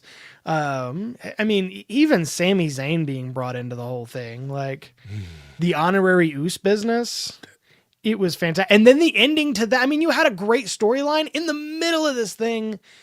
Like, The Sami Zayn storyline is my favorite of the whole bit. yeah. I think that was so well told. You saw so much, again, cinema in this, having to earn the respect of, was it Jay or Jimmy? Now I can't remember, that didn't want him in the group for the longest time. I think it was Jimmy. Was it Jimmy? And then finally earning that spot. The comedy that he brought to it. He's not feeling very oozy right now. Starting this whole thing, making Roman Reigns break on TV. Oh, yeah. Like all of that leading up to how it ended was just so beautifully told. Again, several of the endings of those pay-per-views that he was involved in. Edge of my freaking seat. More excited than I've been since, a teenager when I first started watching. Yeah. Like just so well done. Of all the complaints that we have about Vince McMahon's, booking during this time, the Bloodline storyline's probably the best thing he's done. Oh, yeah. In this era of his run. Yeah. And it started all during the pandemic. Yeah. Like we were in the Thunderdome. Yeah. For a while still. Which is, again, it's insane to think like you got over in the Thunderdome. Mm-hmm. That's amazing. It was all the way up till WrestleMania 37, wasn't it? Because I'm looking at the match list here, and he had 2 matches against Daniel Bryan before that. And then the Royal Rumbles when he had in 2021 was when he had that last man standing match against Kevin Owens, which was a fun match, but it had that botchy ending.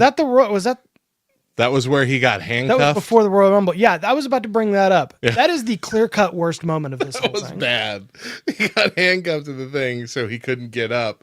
But they couldn't get the freaking handcuffs off. But they couldn't get the handcuffs off. And I think the worst part of it is clearly nobody knew what to do. Right. Because the ref was already counting. The ref was counting, and then he just stopped. He had to stop counting. And then Roman Reigns had to get up on his feet and crouch. So technically he's on his feet. Yeah. But he was still stuck there for what felt like a solid 3-4 minutes of them fiddling with this thing to get it off. We're like, they didn't even try. It was like Paul Heyman could have punched the ref in the face or something. Right. They just had no plan B for that situation. And nope, they just decided oh, just stop counting. Earl Hebner would have done this to us. If Earl Hebner was in that match, we wouldn't be talking about Roman Reigns right now. I'll tell you that much. I'll tell you that right now. I'll tell you that right now. But what do you think is next for Roman Reigns? I guess that's really the ultimate question here. Is what do you think is next for Roman Reigns? Obviously, he's taking some time off. I wouldn't expect to see him back until probably Royal Rumble. No, he'll be back before SummerSlam. You think? He's already been advertised for the SmackDown directly before SummerSlam. Okay. I don't know if he'll be in SummerSlam per se, or Yeah. if it's just going to be a build up to something Show happening up. there, a swerve at the last second. But yeah, I don't know. I feel like we're building to infighting among the bloodline, a kind of leadership thing. I do feel like they're still going to be building to a Rock versus Roman, who's really the head of the table kind of thing. We can do that. I think that's next for him. Let me just throw something out. Just came right to the old noodle.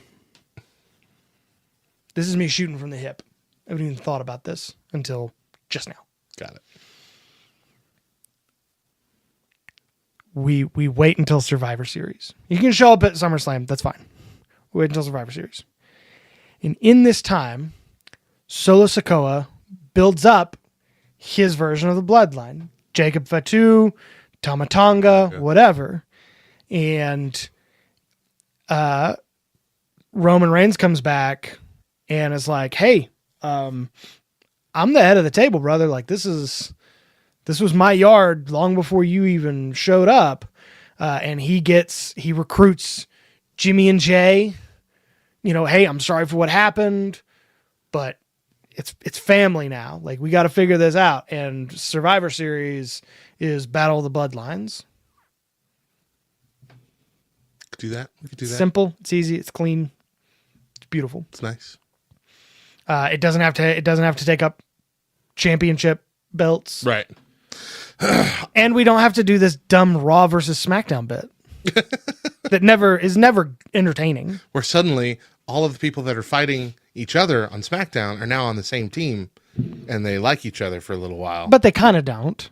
Because they hate the other guy. But they also do.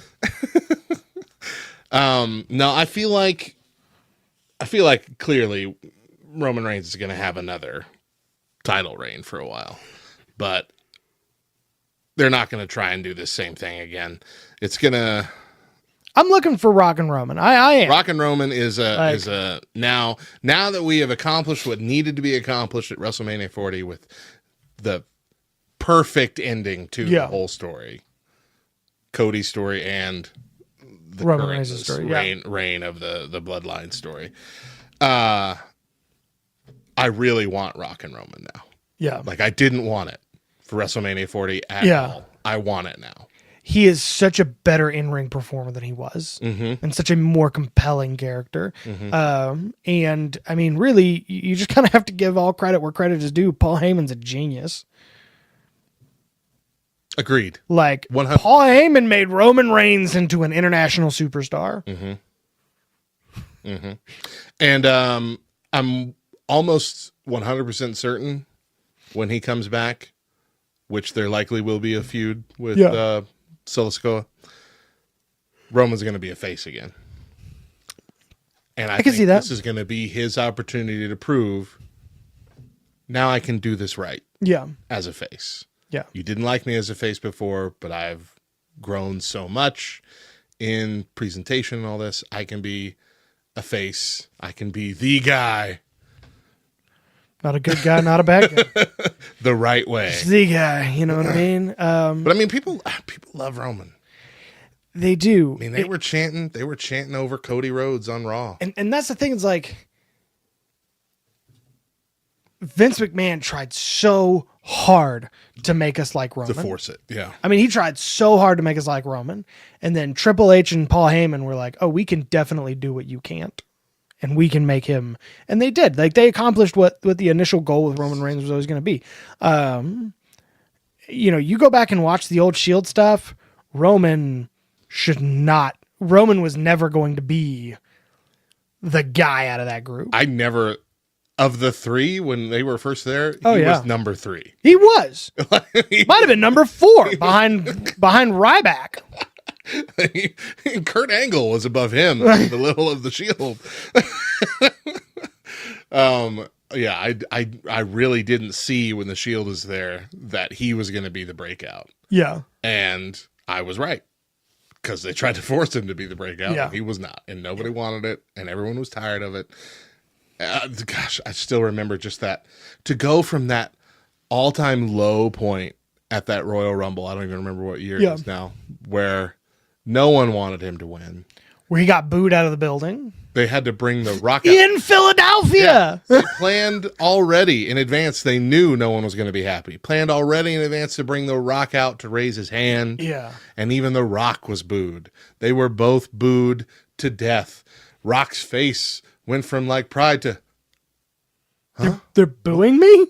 how is this? Like, that was such a genuine reaction. I don't think I've ever really thought about that. Like how beautiful that really is. How he got booed out of the building in Philadelphia at the Royal Rumble, and Yeah. like to get the reaction that he got in Philadelphia in WrestleMania, like that's impressive. Yeah. It was so good. So I don't know. I'm excited for whatever Roman Reigns got going on. I'm excited for, like we said, we've been talking about it.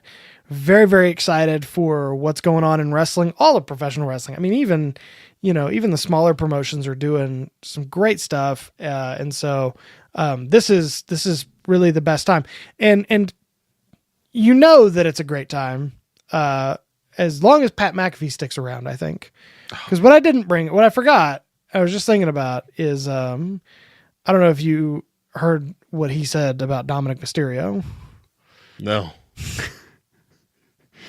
Dominic Mysterio, they were having some match on Raw, and Michael Cole was like, "Oh, Dominic Mysterio, being a backstabber just like he does," and Pat McAfee responds with, I'm gonna wait till you finish drinking. Go ahead. He goes, Dominic Mysterio is like a dude wipe after it's been used. Oh, I did hear that. And I cannot tell you how great that line is. I heard it not live. I saw, because Michael Cole's been setting up his phone, Yeah. recording as they're announcing Yeah. it for TikToks. Or We don't talk nearly enough about the quickness of the Puma. but just seeing Michael Cole's reaction to that, which he can't do on the mic, but he's just sitting there trying to hold it in his laughter. It was so dude good. wipe after it's already been used. And Roman Reigns has gone from being like a dude wipe after it's been used to being the first one out of a fresh pack. Great. Have you used one before? I have never used a They dude are wipe. nice. Yeah. It's like a little towel. It's thick. Is it? Good. Man, let's talk. You could do a whole hobo shower with one of those. If you're traveling, if you're on a plane all day and you need to take a break in between flights and clean up, you can get your whole every bit. Really? Every That's bit of good. you. I'm gonna have to try those. I'm gonna have to try something like Your that. bits and your pits, all taken care of. Just, I don't know. That's their new slogan. Bits in your pit. All taken care of. Well, we're very, very excited, and we hope that you guys are excited because we got a lot more coming with the Two Words podcast this season. A little bit more coming. A little bit more coming. We got a couple more episodes. I don't know how many more episodes. I don't pay attention. I just stop showing up when he tells me to stop showing up. That's the rules. That's how we do things. So, we'll be back in a couple of weeks, and until then, my name is John. His name is Matt. If you're not down with that, we got 2 words for you. What ho?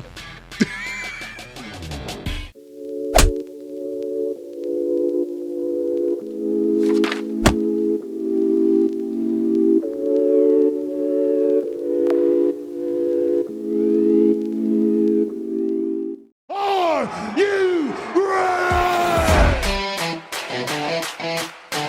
If you're not down with that, we got 2 words for ya. What's up? I'm awesome. Hello, ladies. Ladies, hell, really? Really? Oh yeah! Yes! Yowie wowie! Like mom, baby! To believe that. Why? That is a question that has plagued me my entire life. Why does a man do what he does? Why does a man say what he says? Why don't the sheep run from the hungry wolf? Why am I different? How can you save what is already dead? How can you forget what is already burned in your memory? What will be left of you? What am I? Well, I'm Radio Matt, and I'm the nightmare at the end of your dream. Beyond time, I stand. Actually, we got a lot to get to, so I better not dilly-dally this beyond time nonsense. Welcome to the Two Words podcast, where our two words today are die-hard fans. You'll notice I'm alone today. John is actually at a church event for a local school because, as you may or may not know, John is an associate pastor at a church. Normally, when one of us has a scheduling conflict, we try to either reschedule or we just skip that episode. But today, I won't be alone for long because I've got a special guest joining us to share his story of going from never watching wrestling to becoming a diehard fan over the course of just 1 year. So get excited for that. But before we get into that, hey, got some news for you. First of all, Ric Flair was kicked out of a pizza place because he was taking issue with how long the kitchen manager was in the bathroom. 75-year-old man is becoming a bit of a Karen, apparently. Kicked out of a pizza restaurant in recent days after taking issue with how long the kitchen manager spent in the bathroom in Gainesville, Florida. He was there attending a University of Florida graduation ceremony, and he's the one that posted this. It's Paisano's Stone-Fired Pizza. He said, I spent $1,500 at this place to be disrespected more than I ever have in my entire life. After taking 20 pictures with customers and staff, I was asked to leave because of an issue I had with the kitchen manager taking too long in the bathroom. I would highly recommend that anyone who wants to enjoy a relaxing time in Gainesville at a nice restaurant to never visit this place. Woo! And he did that thing that old people do where literally every single word is capitalized. I don't even know how you manage that when you're typing out a tweet. It's not a standard setting. Anyway, the guy that owns the place said, we've reviewed the video of the incident that took place recently at a restaurant, and it is clear our team worked in a professional manner to ensure the safety of guests and staff. We have thanked our team for their professionalism. We are proud of how they responded to the situation using and displaying our team values. So, they aren't afraid of saying, nah, this legend of wrestling is wrong. That leads me to believe that they're probably in the right. And Ric Flair is a little nuts. I mean, what have we seen from Ric Flair to prove that he's out of his mind? Oh, right. He had a whole nother last match in 2022 where we found out in the middle of it, he had a heart attack. He didn't even know about it until he went in to get his pacemaker checked on several months later, and they saw signs of this heart attack.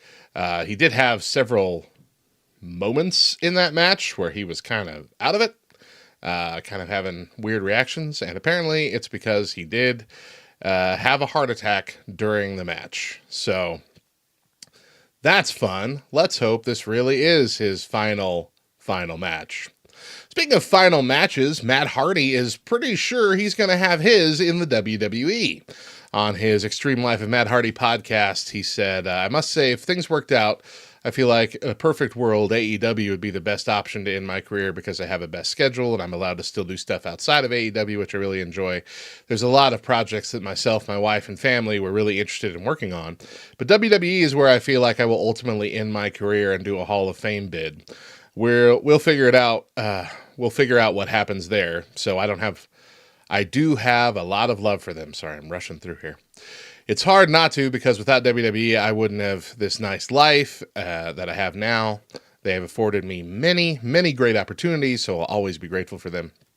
He said it's hard to answer that question. One thing we do know, he's not turning up as a member of the Uncle Howdy stable. PW Insider came out this week to basically spoil who's going to be in this faction. Of course, we have Bo Dallas, and Eric Rowan was already a given, already in the rumor mill, already re-signed with WWE. We just assumed that was going to be the case. But then the other three, I think the most, I know myself and most people that I've seen online are speculated that the other three were going to be Alexa Bliss, Braun Strowman, who just returned to TV, and possibly Matt Hardy. So Matt Hardy's out. Braun Strowman apparently is doing a whole different thing. And no word on Alexa. The other 3 members are Joe Gacy, which I think is a perfect fit. Dexter Lumis, which I'm so excited is coming back. That dude is creepy, and I think will be wonderful in the stable. And then Nikki Cross, which is kind of Alexa light, at least when it comes to the crazy storyline stuff. I don't hate any of these names being in this stable. I would have loved to have Braun and Broken Matt in there just because of their connection with Bray Wyatt. But, who knows? In the future, that story can always grow. That faction can always get bigger. But I'm really, really kind of upset that there's no Alexa Bliss on this list. And I hope that there will be room for her very soon. Because if it's not this, what are we waiting on with Alexa Bliss? Last I've seen from her interviews and tweets and stuff, she's ready to go. She's ring ready. She's ready to get back in. Why would she not be like choice number 1 when it comes to this stable? At least after Eric Rowan. I guess Eric Rowan is a definite choice number 1. But why wouldn't Alexa Bliss be right next on that list? Makes me sad. I really miss Alexa Bliss in the ring. I feel like the women's division's really big right now. I would like to see her back in it. So we'll see. And lastly, talking about people returning, since CM Punk's return, apparently he's been a perfect angel in the WWE. According to WWE producer Shane Helms, aka the Hurricane, he said that there have not been any issues. CM Punk has not caused a single issue in the WWE since his return. He said, Punk was definitely the bigger shock for sure. I didn't think he was ever going to come back just because of the bad blood with past administrations and some of that stuff that was said online while he was gone. You also have to realize that we all say stupid stuff and get some anger. Maybe we're feeling that way all the time or at the time. But there's definitely stuff that I've said in the past and people are like, did you mean it? And at the time, maybe I did. I might not feel that way now, but that's not how you grow as a person. You know, that's you change. Things change.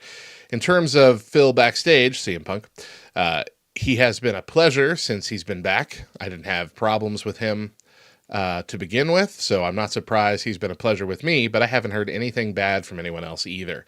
So that's really good news after just the train wreck that was his run in AEW. When it comes to backstage nonsense, I mean, he was fun on TV, but the backstage nonsense was just brutal, and that's all anybody talked about. So I'm excited, and we'll see how that goes. But I've got a fantastic interview for you right now. We're going to go ahead and cut to it and enjoy. That's all I got to say. All right, I'm here with Josh, who goes by the handle Deporticus.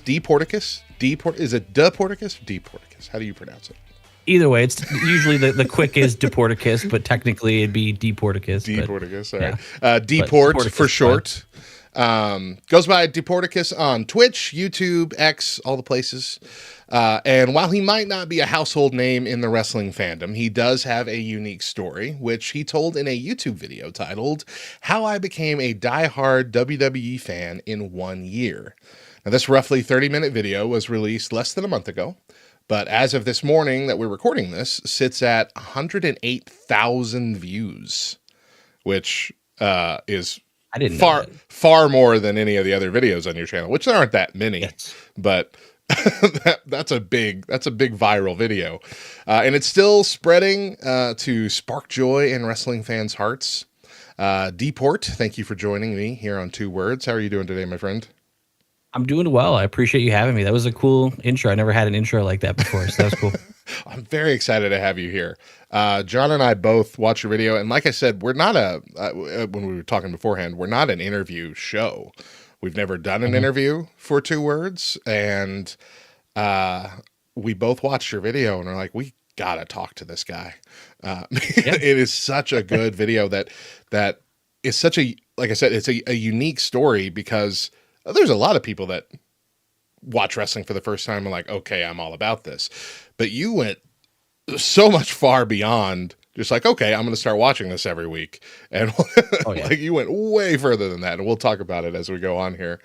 I know I don't have you for long, so let's just jump right in.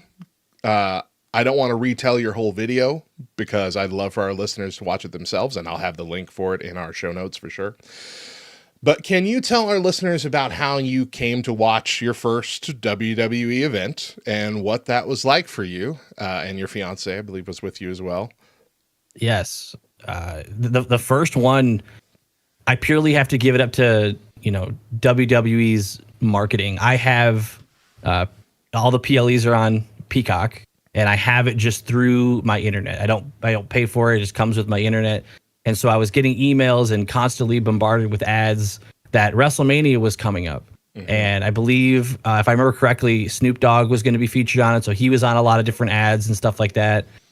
And one day, I think this is like, it might have been after night one, the VOD was up on Peacock, and I was just sitting in Discord with my fiance and a few friends that are longtime wrestling fans that have not watched since like early 2010s, by the way. Oh, wow. And I said, okay, this is on. I'm just going to throw it up, screen share and just throw it up and watch it. And it didn't take long. It didn't take long for me just to kind of get hooked. And it didn't take long for me to, as I've heard a lot of people in the wrestling community say, get it. It didn't take me long to kind of get the appeal of what I was watching. And since that day of just watching that VOD and then watching the next day live, we have not missed a single Raw or SmackDown. Sometimes we watch them late or the next day, but we have not missed a single show to date. Wow. So beyond that, what really stuck out to me is just how intensely you jumped in, because it's not just that you've caught every show. You have been spending this last year attending as many versions of live WWE events as you possibly can, right? You went to Raw. You just went to SmackDown a couple weeks ago. Several house shows. I think it was Sunday Stunner. I don't know what the other one was that I saw, but even attending last year's SummerSlam. Yeah, which is that was one of the big four. Event. Yeah, that's crazy. That was the first event we had WWE event was SummerSlam. What was the pull to get just so involved, so deep, so quick? So, I really think it's because I mean, you can know from watching this year's WrestleMania, it didn't take long after this year's WrestleMania 40, that they announced SummerSlam, right? So they announced SummerSlam Cleveland pretty close to after, just the following weeks before Backlash for sure. And so they did that last year too. And I'm from, we're from Michigan. So when they announced SummerSlam Detroit, very quickly after we started watching, it was kind of like this instant hook to be like, they're coming to our town. I mean, all right, let's learn things a little bit before we get there. And we went down that rabbit hole like crazy. And we probably bought the tickets to SummerSlam before we were like fully invested, like fully like addicted at that point. And then all it did was make it so the time between WrestleMania and that year's SummerSlam, we were just so hype. We were every time, we were getting the month leading up to it, and we're like, oh my God, this is the part where you're gonna start see wrestlers say, "I'll see you at SummerSlam." Where they start setting matches, and every time, because she's sitting over at her desk, I'm sitting over here, we're watching on two different computers, like through Discord when we're watching the shows, right, and with our buddies and everything. And so whenever the wrestlers will say something along the lines of, I was like, yeah, we'll settle this at SummerSlam. We're both looking at each other like, that's us. Like we're going there. So that was, it was just so, moments like that. It was just so much fun to get involved with it and dive completely into it. Yeah. You gave quite a good recap of just what going to an event like that is like. In that main video, like you had a whole section for just that SummerSlam, which I thought was pretty revealing. I've never gotten to go to a big show. I've gotten to go to several house shows because I live nowhere near WWE likes to come. And so I've never really seen it beyond just, the cheap arena show. The only thing you ever get to see there is the insanely long line at a merch table that has 20 items for sale. But y'all had like a meal beforehand. Y'all had meet and greets. Y'all had taking photos and stuff. Really cool stuff. Again, like I said, we're going to be talking about this video occasionally throughout here. Go watch that video after you watch this, is everybody. Okay, because it's really good.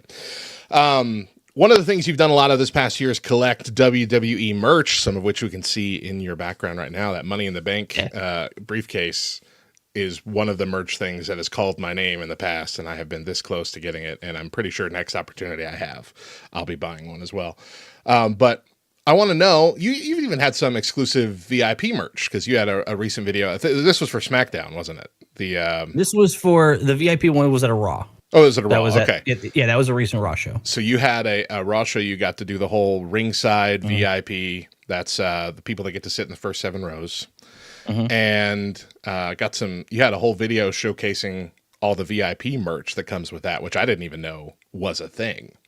Yeah. I'm going to be honest. And that little, I just thought it was the tickets at first. right. And Yeah. that's Yeah. all the stuff that came I knew with the it. tickets. I knew the chair. I didn't know it came with like that mini title belt, which was sick looking, just beautiful. But I want to know what's some of your favorite merch that you have accumulated over the last year. Man, there's some of it was just happenstance. Like one of the cool ones was just by sheer how we came across it. So my fiance, her name is Talia, but her handle is Tally. We were going to a show a few hours from us. We were just trying to kill some time. It was going to be the first Raw show we went to, and we just were killing some time at the mall. And we went to a store called FYE, and we're just kind of walking around it. And out of nowhere, I hear her kind of like gasp a little bit, like just a kind of a few aisles over. And she calls me over by pure happenstance. And she's a massive Roman Reigns fan. There's just a Roman Reigns figure with the title belts and all of that. And we're like, we have to buy it. It doesn't even matter how much it is. Like, that's crazy that we just happened to run into that. So in terms of how we came across it, I know that's her favorite. But the stuff that we've gotten that I think is that I'm most attached to is both stuff that we got related to SummerSlam. You can see there's a SummerSlam like car right above me. Oh, that and is I okay. I actually want you to be able to see. I took a picture of it, and then if you wanted to show it, that's what's on the inside of it is a mini title belt that is themed after SummerSlam, and it's really nice. It's like all the little like the jewels and everything are super clean, super shiny, and I pretty much never want to. I never want to open that because like it's kept so nicely and kept so clean in there. But because that was our first show, you know, the first time we saw any of it live, and a lot of my in-person questions got answered that day. That's a big one that is really special to me, just because it's kind of like and that's why we bought it when we were there. It was overpriced because we were at the event, and it's, you know how the merch stores and everything are in person compared to online. Yeah. But we just had to, you know, it was going to be a limited thing, and we always wanted to remember the first show that we went to. That's really cool, man. Yeah. This is not a question I prepared you for, but is it certain when you aren't really aware of wrestling, I think you don't realize just how much wrestling merch is everywhere.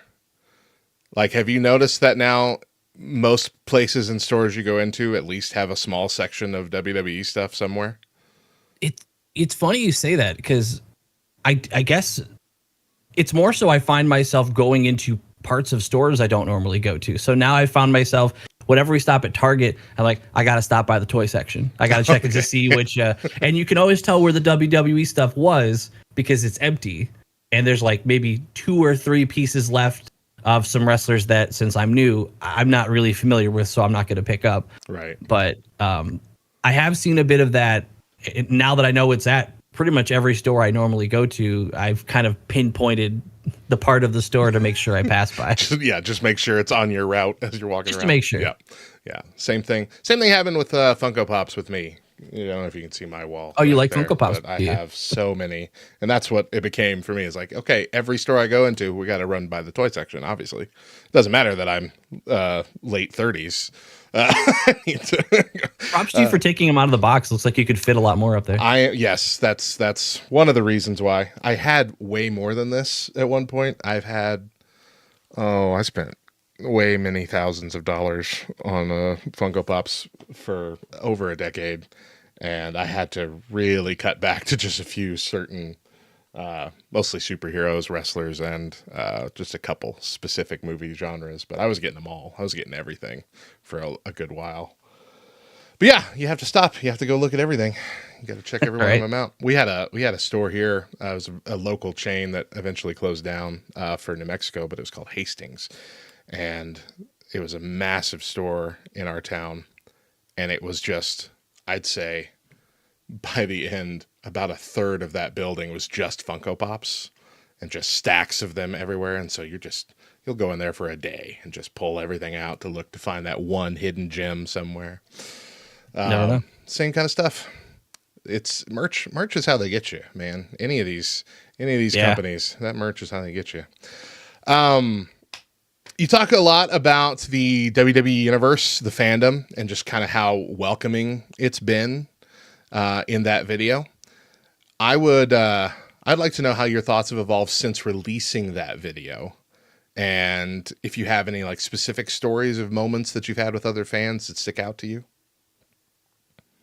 It's evolved a little now that as my channel's grown a little bit and I've gotten a little bit more of a diverse pool of people commenting pretty consistently.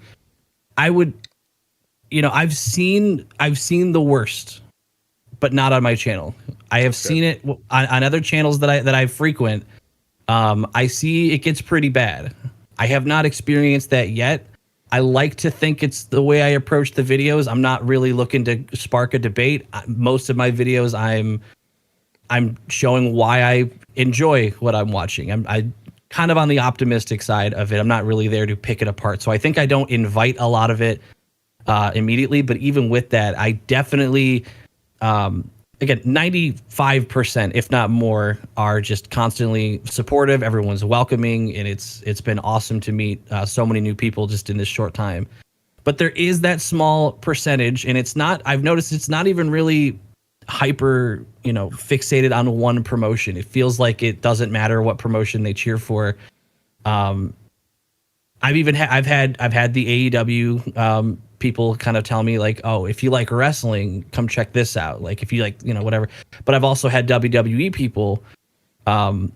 It's almost kind of gatekeep a little bit, and like not many, super super small percentage, but there have been a few that kind of approach it with this. Well, you shouldn't get to enjoy this because you didn't go through what we went through, kind of mentality.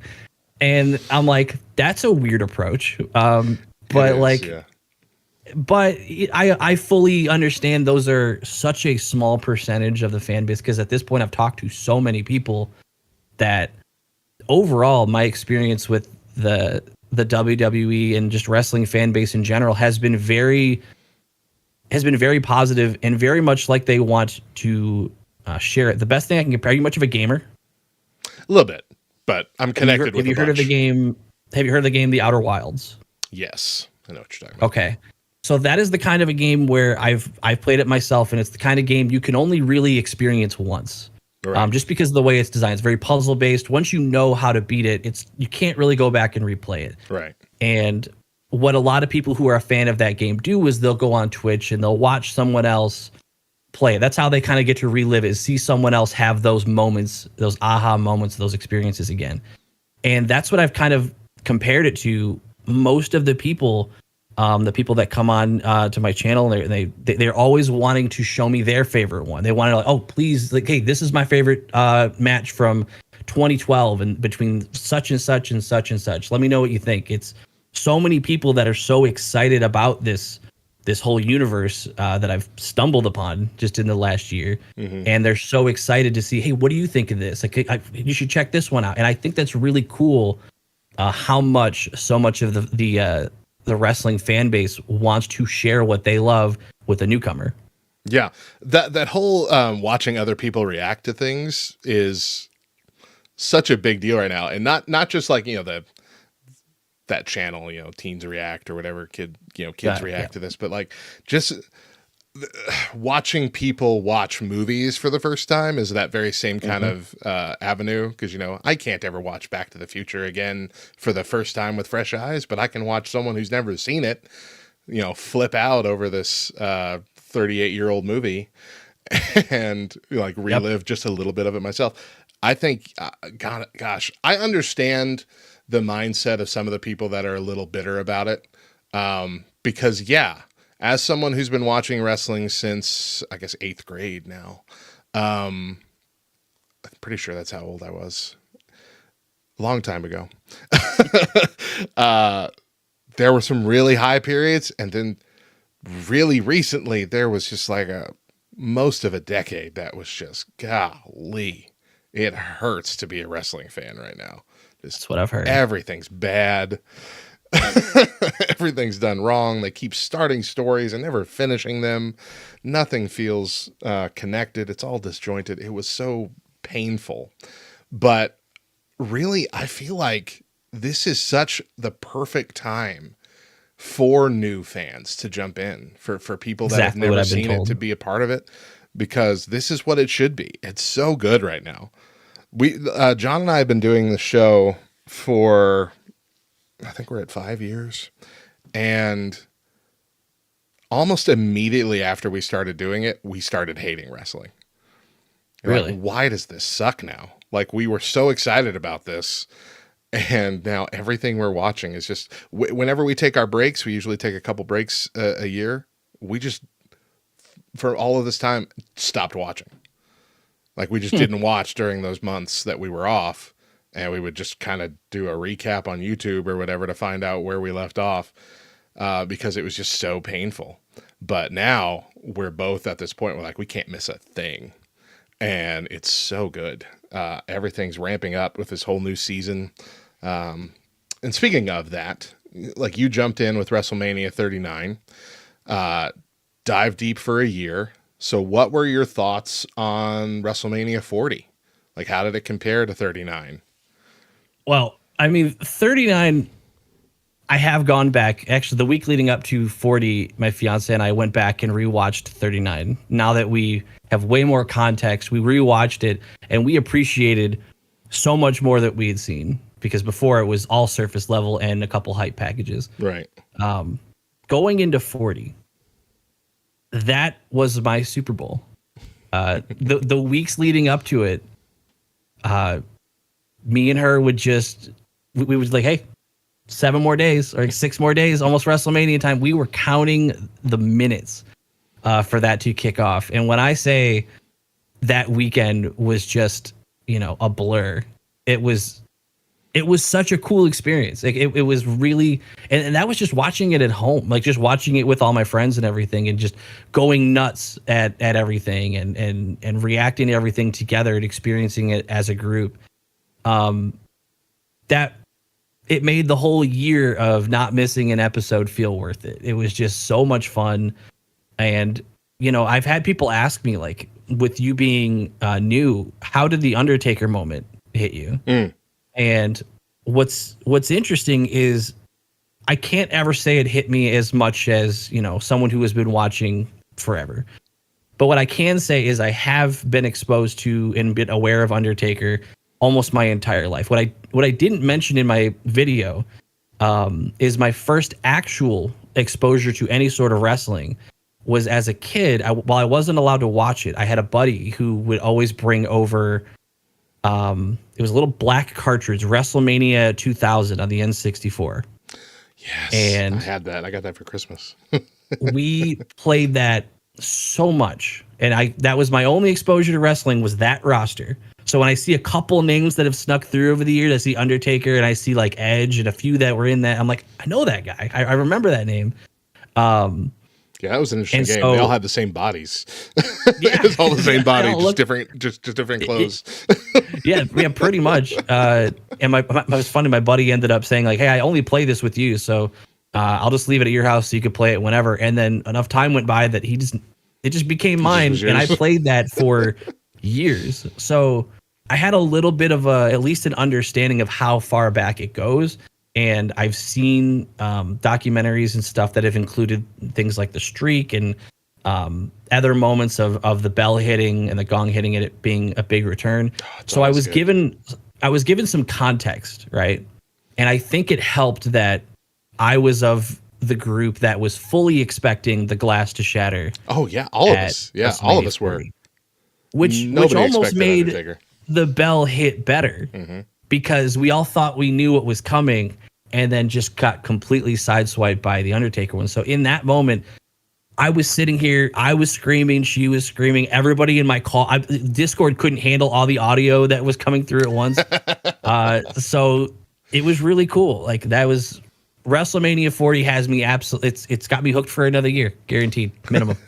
And see, that's the good kind of swerve that WWE can pull off, where you think you know exactly what's happening, and then they swerve and they pivot to something that was even a greater moment.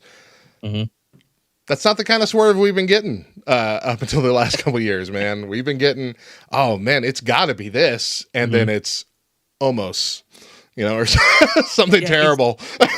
It's funny you say that because another thing I don't really mention in the actual video is, and I think it's what's funny is there's a few things I go back and I watch that video. I made that video not expecting it to. I expected that to be my practice video. Sure. As like, oh, I just want to get into this or whatever. Getting into WWE content. Yeah. Next thing I know, it's got like over 100K views. I'm like, well, I guess that's the impression I'm getting. Like, I wish I could go back and add a few little bits of information to it. And one of those is one of the big things that got me hooked. I kind of mentioned it in the video, but it was the Bloodline. The Bloodline storyline was so easy to sink your teeth into, especially then. And I mean, because at that time, SmackDown was only an hour and 15 minutes as far as I'm concerned, because 45 minutes was always reserved for Bloodline related cutscenes and stuff like that. And that's what we were looking forward to. Even on weeks where I wasn't really feeling Raw, I'm like, I just can't wait for the Bloodline segment on Friday. And that one had me so hooked. It had me so hooked. So you can imagine my frustration when my first show I go to, it ends with Jimmy pulling. In that moment, I was kind of like, that was weird, but like, okay, I'm whatever. You've been fine so far. I'll trust you on this. But it's really funny that you say like it hasn't always been like that, because I have a buddy that I watch pretty much every show with now, and he was the first one to kind of, it's like he wanted to protect me a little bit because he saw how invested I was getting. He's like, listen, like not every like I don't know how else to say this, but like not every story is going to be like this Bloodline one. Like I'm just worried. I don't want you to get like super disappointed, when they put out, some garbage or something it's just completely lets you down. And this was really early in what I was watching. And at the time I was like, okay, why are you trying to bring me down, man? I'm enjoying this or whatever. But I have seen more since then. And I'm like, okay, with what pushed him away from watching WWE and the things that he was going through, I haven't seen a lot of it, but I saw like this like AI GM back in the 20. Okay, so I get it. You guys went through some tough stuff and you're a little bit gun shy now. I get it. I can respect the caution that was being given to me. It's a weird form of wrestling fan PTSD, man. We spent so long being in the just don't get excited, it's gonna get ruined, so just don't get excited about it. That's the mode we had to be in. It felt like, yeah, and this is that's the first first like the warning I felt like I was getting. This is the first time really where a lot of us are like, hey, we can get excited again, since you can just like feel the safe attitude to care and like and be invested to get That's invested cool. in things. The Bloodline storyline, which I'm still excited for where it's going next, this next chapter of it, but that whole thing was just pure cinema, start to finish. Like I never cared about Roman Reigns. I was one of the people that hated Roman Reigns for years. One of many, from what I understand. As they were trying to stuff him down our throats as the new John Cena or whatever. And we're just, no, don't like him. Hate him. Soon as he came back and pushed this new heel Roman Reigns thing and started this, it was just so good. And so I completely understand why that would be the thing you'd cling on to, because it's the best thing WWE's put out in decades for sure. So good. Have you watched any of the classic WWE stuff from like the Attitude Era, the Ruthless Aggression? You said you watched a couple of documentaries and things. A little bit. The one that a million people at this point have suggested to me, I'd actually already watched a while ago. I believe I can't remember the name of the channel. I'm sorry to that person, but it's everyone who's seen it will know. It's like the unreality of pro wrestling, something like that. I feel like the thumbnail has Roman Reigns on it. I'm 99% sure. I want to do this person justice because it's all right. I don't recognize what you're thinking, so it's a very it gets suggested to me consistently. Yeah, if I type in unreality, it auto finishes of pro wrestling. Okay, unreality of pro wrestling. Okay. The Unreality of Pro Wrestling released 10 months ago, which is aligns. I watched it pretty much when it came out. It fit perfectly with what I was needing to understand at the time. By Super Eye Patch Wolf, a video that has been recommended to me a million times, and I will continue to recommend it to any wrestling fan that just wants to go back and it completely. That's how I understood the Roman story. Essentially, that was my true exposure of the era that you're referring to, of him being shoved down everyone's throats and turning into what we see today. So that was the first exposure to like the history that I had. When it comes to the Attitude Era and Ruthless Aggression Era, if I'm being totally honest, I have no clue which of those are which when I'm looking back at old ones. So when people say Attitude Era, my mind, I just picture like Stone Cold Steve Austin, because it kind of makes sense. Like, yeah. That's just me using context clues of the titles of these. And then Ruthless Aggression Era, I assume, is the Cena era, because he's the one who said that, right? That's the clip where he says, yeah. So I used context clues to kind of piece together where they fit. But if you just showed me a match, not including either of those names, it's just you wouldn't know. Classic. Yeah, it's just the older WWE stuff as far as I'm concerned. Yeah. So see, I grew up in the Attitude Era.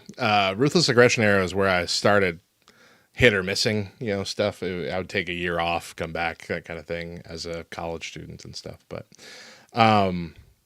yeah, there's you have a Discord, or not a Discord, a Patreon. You do have a Discord, but you have you have a Patreon where that's kind of what you're starting to do, right? You're starting to take suggestions of older matches to watch. Yeah, the interest in that was way higher than I expected. I kind of just, people were suggesting, hey, you should make a Patreon so you could do this. And I'm like, well, I would, at first I thought I'll do it on YouTube, but YouTube is not interested in playing full matches and anything like that, is what I've learned. So right, yeah. Yeah, I did that. The interest has been so quick and so strong to, so now it's only been going for a couple weeks at this point, but the cycle has become on my Patreon. I pick a category that I'm interested in watching. So it could be a WWE old match. It could be a TNA, something, NXT, whatever. And all the members will start dropping suggestions of whatever they want. I pick a handful that either stand out to me or the ones that are commonly mentioned. I put it in a poll. They vote on the poll. And then I watch it. I watch it, from start to finish. They've gotten me, the members have gotten me at this point to, they're like, you can't just watch the match. The first one I did it. There's a free version on there where the first match I ever reacted to, I just left up for free members, is me reacting to Undertaker and Shawn Michaels at WrestleMania 25, which, holy cow. One of the best matches ever. Yeah. Yeah. Well, one of the things I say in that reaction video is, why am I worried? Like, I keep thinking like, oh my God, Undertaker might lose here.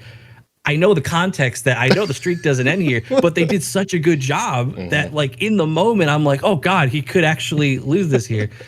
So that one's pinned to the top because I just wanted everyone. It was the first time I was doing it. It's like, just go check it out, see what you think or whatever.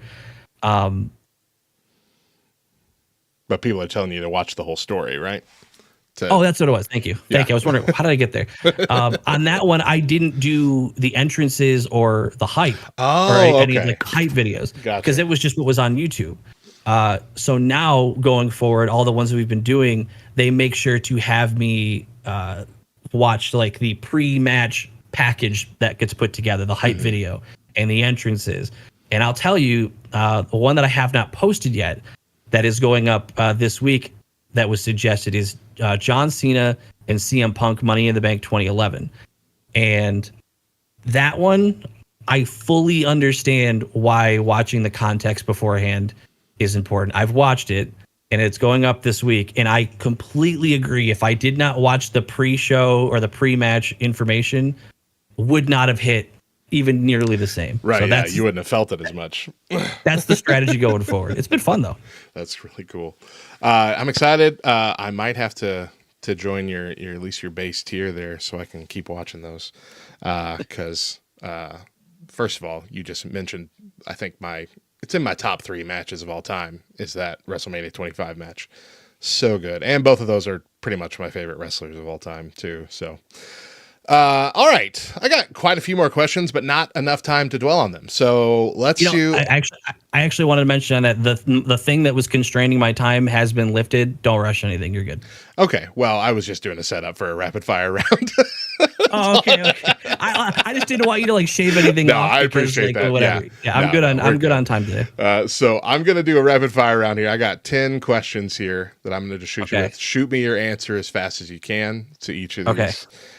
If you don't know the answer, I tried to pick ones that would fit for someone who's only been watching for a year.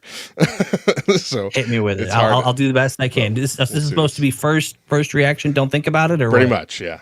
Okay. All right. I'm ready. All right. Who is your favorite current wrestler? Bailey. Least favorite current wrestler? Oh, the Creed brothers. Oh, okay. All right. I'm going to combine them. Yeah. NXT or AEW? I have not watched an AEW match, so it has to be NXT. You haven't seen any yet. Okay, I saw you No, post. that's there's a plan So for you're trying to that get to for the Patreon at some point, but I have not actually watched a full AEW match. I've only seen clips. Okay. Who has the best entrance? I think it's got to be Jay right now. I think right now it has to be Jay. It's That's a just fun too one. involved. It's too fun. Who has the best finisher?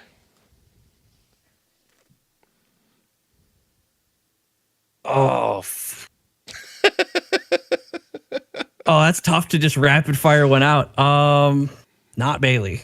Which is unfortunate. I love the Riptide from Rhea, but I think the full context and the way he sells a spear, Roman doing the whole corner thing, the whole theatrics The of hoo-ah him and all that. selling the moment, I think that's too good. Gotcha. Royal Rumble or WrestleMania?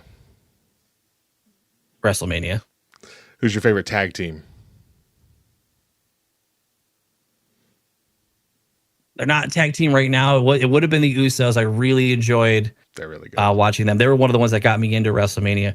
Oh, right now, it's not going to be a popular one, but I think they're fun. I think they're fun, and I think they have room to grow. But I see a lot of potential. Is Katana Chance and Caden Carter. I think the way they use their size, I like their finisher, their duo finisher, where she kind of uses some gymnastics and she gets like it's very cool. I see a lot of potential in that, and I'm hoping Jade and Bianca help elevate the women's tag division to let them get another chance to shine. I like that. Best looking title belt. Not the new Raw tag titles. Not You don't like the those. pizza belts?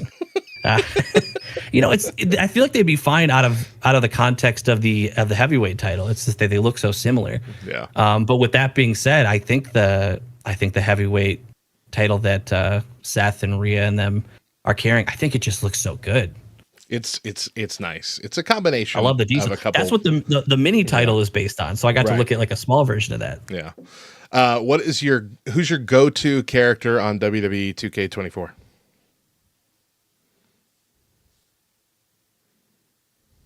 A little. I use Roman a lot, and it's mostly because I like to walk out with like the manager, like the Usos and everything behind me. That, or I'll use Ricochet because he has some really fun movesets to use. Just you can jump off of just about anything and pull off a finisher or a signature. All right, last one. What's the best match you've seen? It's my sample size is much smaller, Right. than most. So it's got to be It's got to be night 2 at WrestleMania 40. That was Main just event? that's the one that carried me through the most emotions that I could have asked for. Like it took me to places that no other match has yet. Yeah, I'm going to be honest, and I've said this on the show already when we were reacting to WrestleMania, but night 2 of WrestleMania, the whole night of WrestleMania this year, is the best night of wrestling I've ever seen in my life. And like I said, I've been watching since a teenager. This was the best thing I've ever seen. I was so hyped. I was a child again. It was so good. That's awesome. Good answers. So we talked a lot about here just in those questions, a lot of female wrestlers. Wait, can I ask you, did any of those answers make you go, what? Be honest. No, honestly, that's most of that. Well, I mean, not having seen any AEW yet, I'm kind of surprised by that. Like, It's only I've seen clips. Like I've seen like MJF go off on the GM. Is it Tony Khan? That's the one. Yeah. Yeah, I've seen it like little bits and pieces. I have not sat and watched an AEW match start to finish yet. Wow. Do plan to though. Okay. There's quite a lot of good ones in the library, but I don't really know, because you had tweeted that out. You were asking, how do I go watch older matches? And I don't even know what the answer to that would be. It's really easy with WWE. They post half of them on YouTube. YouTube. Yeah. And then, of course, you have Peacock, which even Raw and SmackDown gets posted a few weeks after they're live. Yeah. Well, anyway, I hope you enjoy it. Now's not the best time for AEW. I have their game. Yeah, I Fight Forever. I got it when it's pretty good. It's all right. Yeah, it reminded me of a little bit of the WrestleMania 2000, of just a little bit more arcadey. Same developer, I believe. I think it's THQ. Oh, really? That was That's involved cool. with it. Yeah. That makes sense that it would. It's a little more brutal. It's a good. Yeah. Maybe. If I'm remembering that correctly. Let's see. Now I need to know. It's missing a few features that I like with the 2K one, but in terms of just a pick up and play, it's fun. Yeah, it's THQ.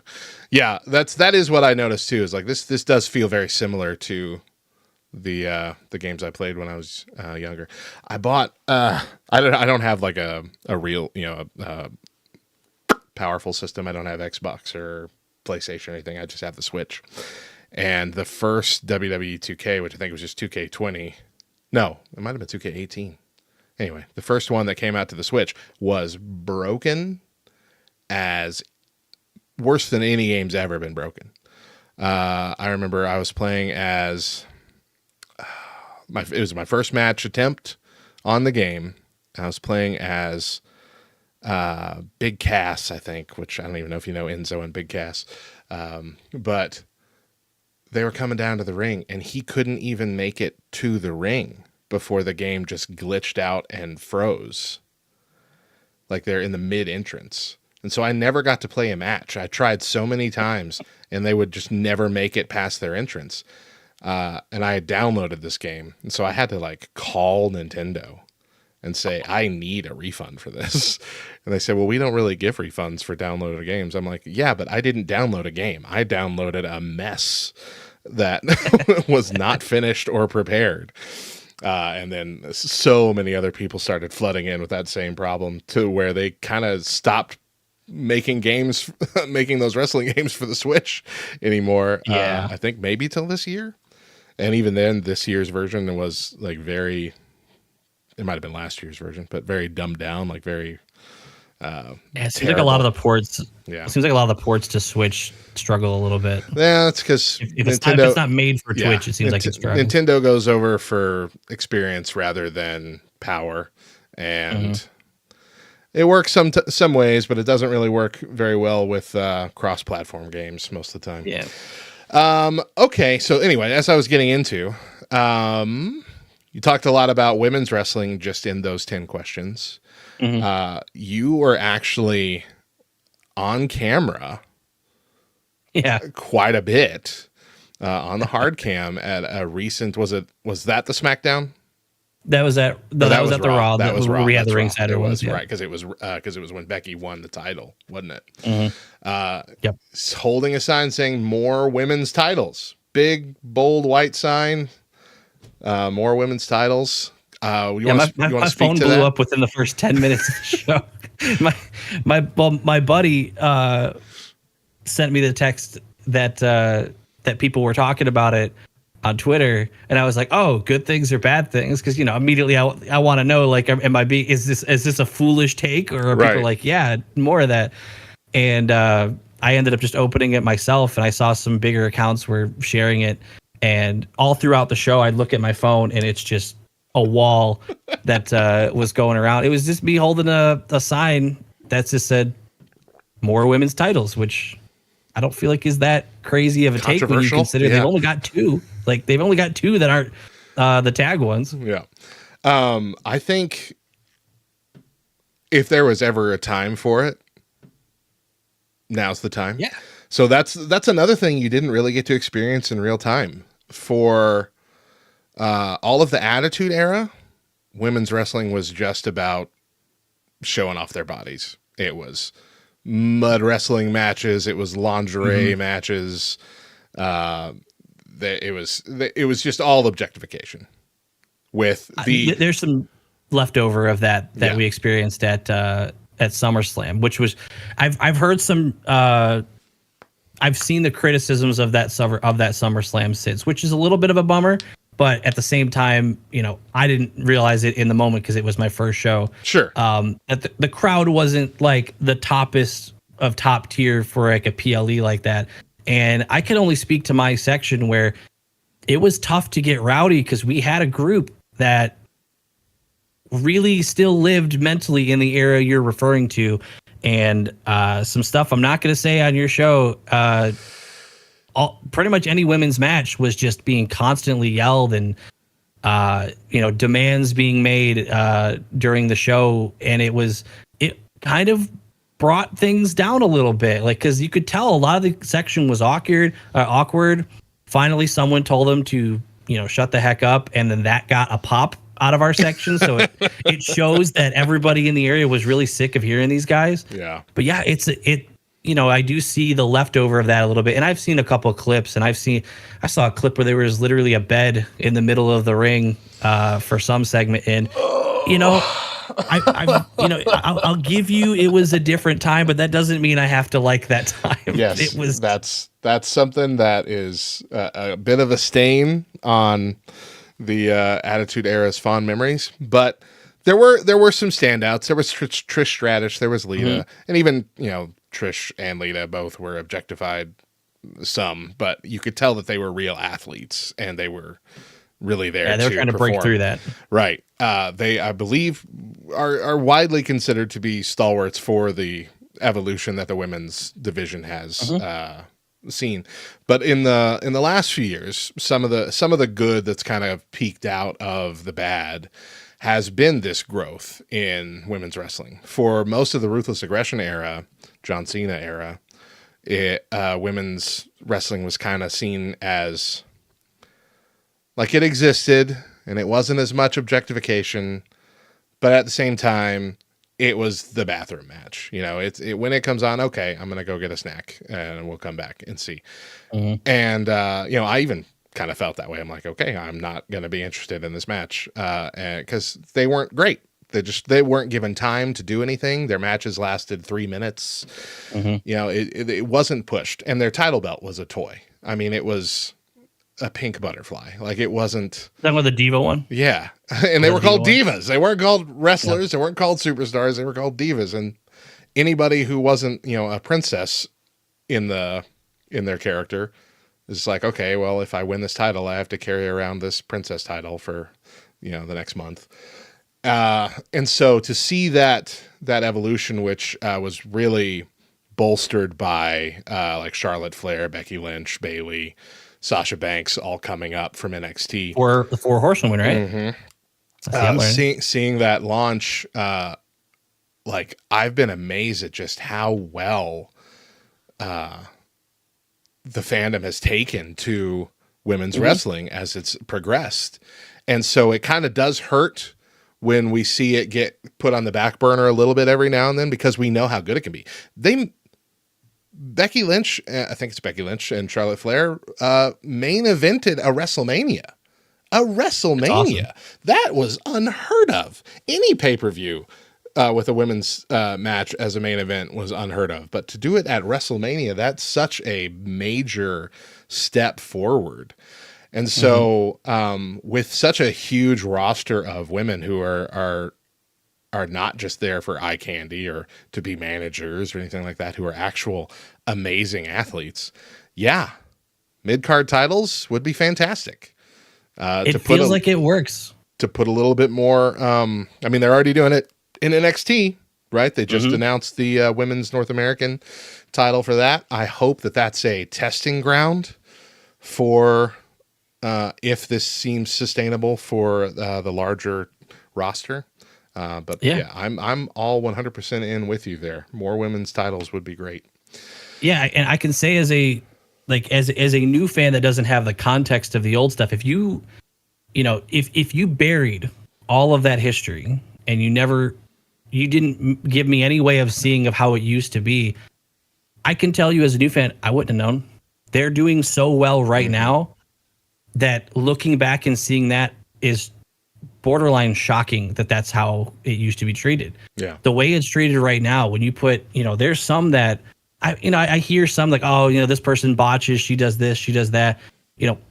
I don't watch wrestling yet for the super technical, nitpicky. I'm not looking at every little thing. I'm kind of just enjoying the show as a whole and the match as a whole, the story. I'm big on like the story and the promos. So when I see someone like Bianca Belair, who she just has the character, she screams, I'm a champion. She screams, I'm the best. Just EST, literally, it's literally her thing. And there's so many women that I feel like really do give off, if not champion aura, some sort of deep competitor kind of feel. Where when you only have the 2 titles, I feel like that's where you're going to get this issue of, oh, Becky Lynch won again, Charlotte won again, this person won again. Well, you've only got 2 titles, and I think you've got more than 2 worthy women of carrying these titles. So now instead of having 2 titles where these 4 to 6 women are constantly just cycling between themselves, you have a couple of these middle ones that you could use. That's kind of what it feels like is going on with Bianca and Jade right now with the women's tag title, giving it an opportunity to elevate those a little bit. So I feel like you have enough women that are impressive enough and carry themselves as a champion enough that it would be believable and not forced. Right. So yeah, no, I think you could do it. I think you hit the nail on the head with the whole, Becky's the champ again, Charlotte's the champ again thing, because honestly, I love Becky Lynch. I've loved her character. I loved when she was pulling the whole man gimmick, and it really felt like the female version of Stone Cold was building up for a little while, which was a couple years ago now. But I've probably one of my favorite women's wrestlers. When she won the title at the show that you were at, I was like, oh, okay. Like there's so many other women right now that could use the push, and she's not one of them at the moment. She's always a champion. She didn't win at WrestleMania, and that was the right call. That, and just to see it get put on her, I was like, well, all right, fine. The theory that I actually subscribe to is I kind of like her getting it through the battle royal, because then it doesn't take away from how somebody else were to win it for the first time. Because Becky doesn't need, like you said, she doesn't need it. So she doesn't need a prestigious way of winning it. Sure. She's already believable with the title. And so now if you do give it to someone like Liv or anyone else on the roster who takes it from her, they took it from Becky Lynch, right? They didn't just win it in a quick battle royal. And there's nothing kind of really being, there'll still be that you didn't beat Rhea. Right. Hovering. Which will be great when she comes back. Yeah, eventually, that's going to be answered anyway, but they will get to hold that up at some point. Assuming Becky loses with it, they'll be able to say that they beat Becky Lynch instead of just winning the group match. Sure. So that is a good perspective. And I guess it's still the cynic in me, based on these previous Totally years fair. of like, I don't think they're thinking that far ahead, but I hope they are. and they very long-term probably storytelling are. seems to be Yeah. Triple H's style. They probably are. It's.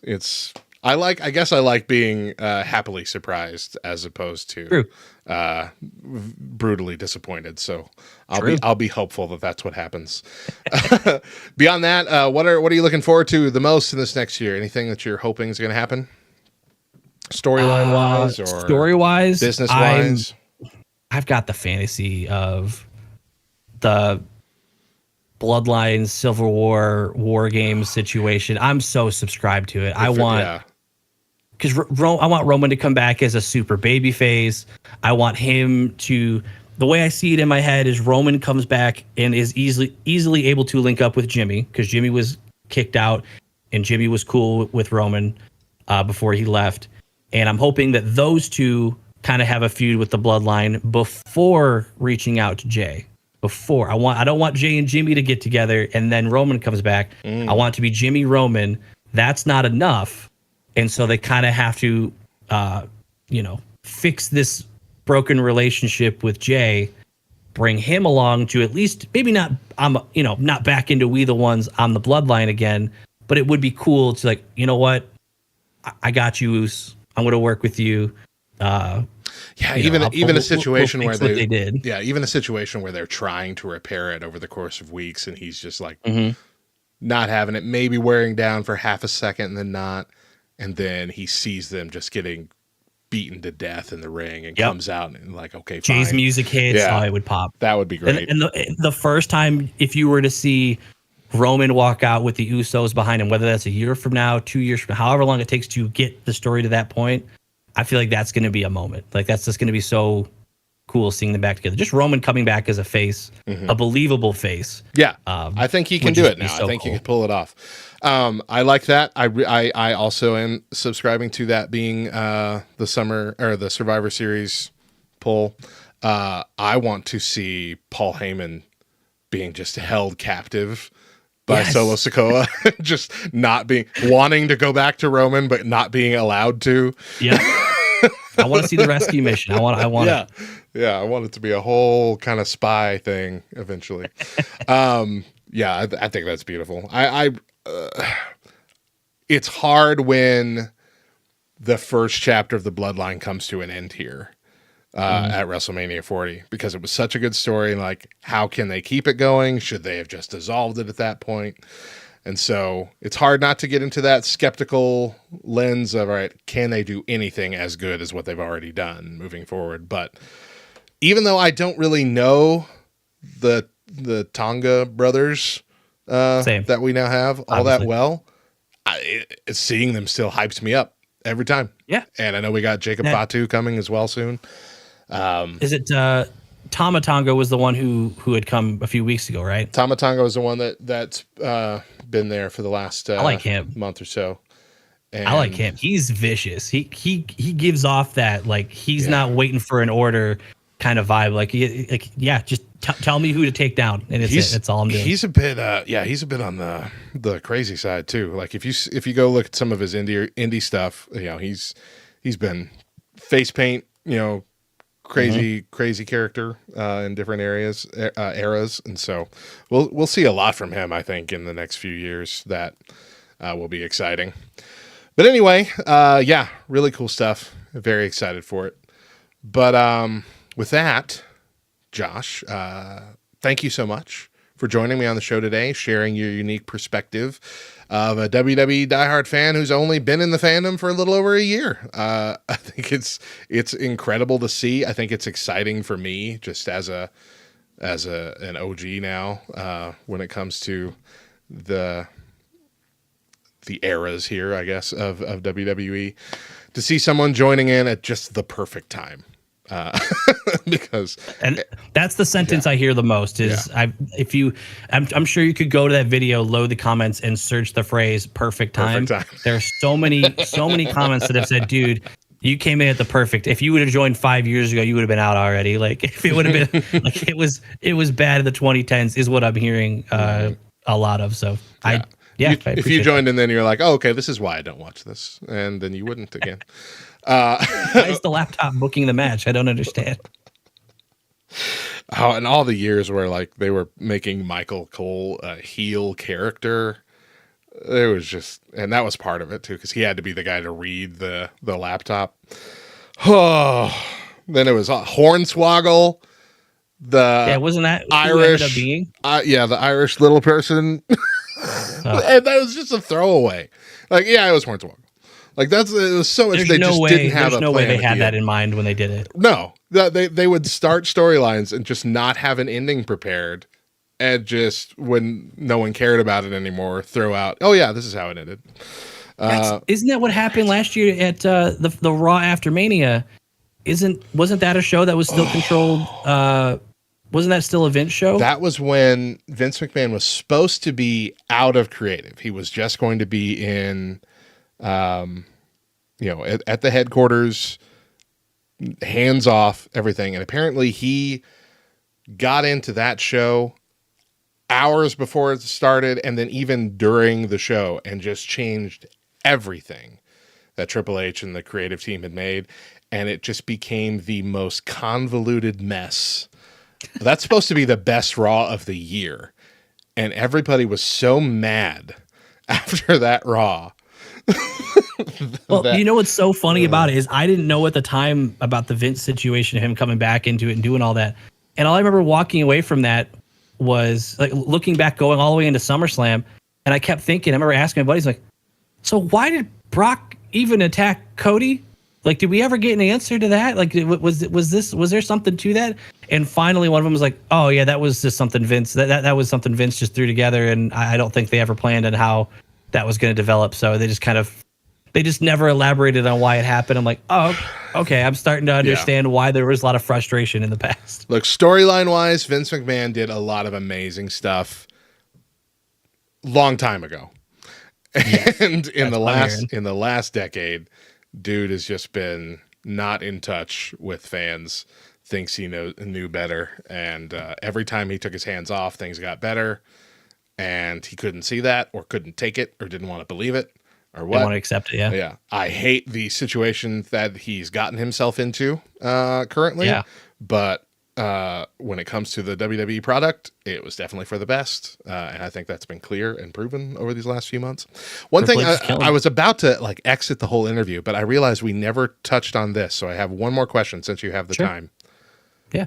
What are your thoughts as someone who wasn't around for the first few versions of this on the Uncle Howdy stuff? The QR codes, the weird videos. I have spent too much time trying to like figure out codes and like I'm pausing shows, pulling up QR codes. I'm calling phone numbers that are in the code. Yeah. I'm in. I think it's cool. I think it's really cool. I like when they seem to do it. I've noticed that they put the QR codes at a moment where you're good to open another tab for like a minute or two to watch that. So I like that they're not taking over any matches or anything like that. But man, did I think it was coming at Backlash. I was pretty, it felt like it. It really felt like it was. But, I've gotten already to the point now where I'm like, I'm in no position to say, well, come on, Triple H, hurry up. Because every time it feels like he's always got a payoff coming at some point. Yeah. You just got to enjoy the show until you get there. But I think that's so cool. It makes me wish I could have watched, the Bray Wyatt's era one, live. Yeah. So this one has been different in that they've gone really analog horror with the videos. It gives you a lot of Kane pixels, a lot of local 58 or 48 or whatever it is. 58, I think. Just kind of creepy VHS tape kind of thing. Where the White Rabbit one was a lot more just like puzzle based. Like there's puzzle elements here, but it wasn't super creepy. But the difference with that one was we didn't know for sure it was Bray Wyatt. Like we know this is Uncle Howdy. It has been since they started the whole thing at the end of that Bray Wyatt documentary. I mean, one of them literally said "Bo leave" if you in the so I feel like they're not worried about hiding it at this point. They just want you to be excited for it. It seems like. And so that might be why it feels like it's dragging on a bit, because like you we already know the already know answer. what's coming. Just let's do it. Well, maybe we don't. Maybe that's the thing. Right, maybe. But with Maybe Bray we Wyatt, with the Bray Wyatt one, we're just like, yeah, it's probably Bray, but I don't know, something they said here that it could be, that could be Joe Gacy. It could be Finn Balor coming back as the demon. There were so many little bits, like it could be something else. And so we're all kind of just like, we were really digging into everything. Even us here, we were doing special episodes that we didn't normally plan, just to be like, hey, we had a new thing. We got to talk about it. Have you gone back at all and watched the payoff when he came back at the end of that's something you need to see. It's Extreme Rules 22, I believe.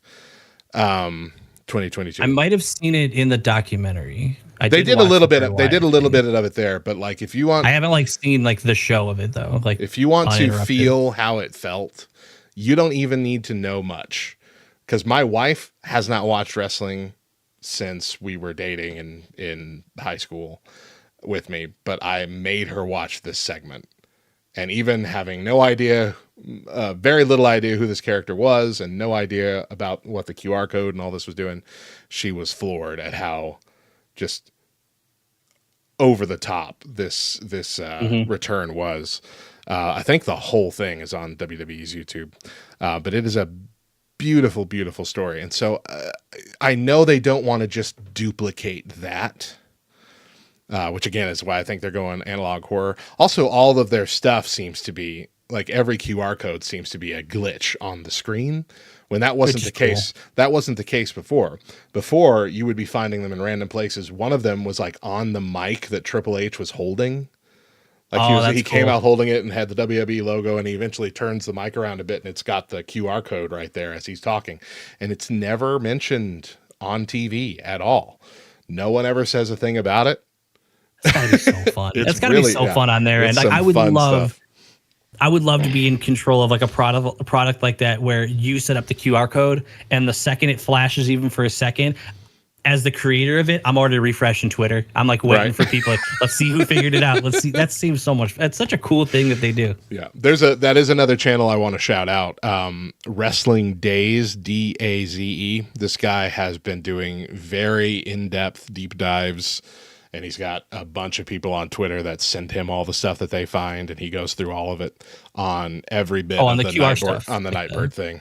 He does more, but like that's what he's really into at the moment, and they're really good videos. They're long though. His last one was an hour long, going into everything from just this last show. All right. Well, once again, I encourage our listeners to check out the D. Porticus video detailing his first year as a fan. It is linked in the show notes.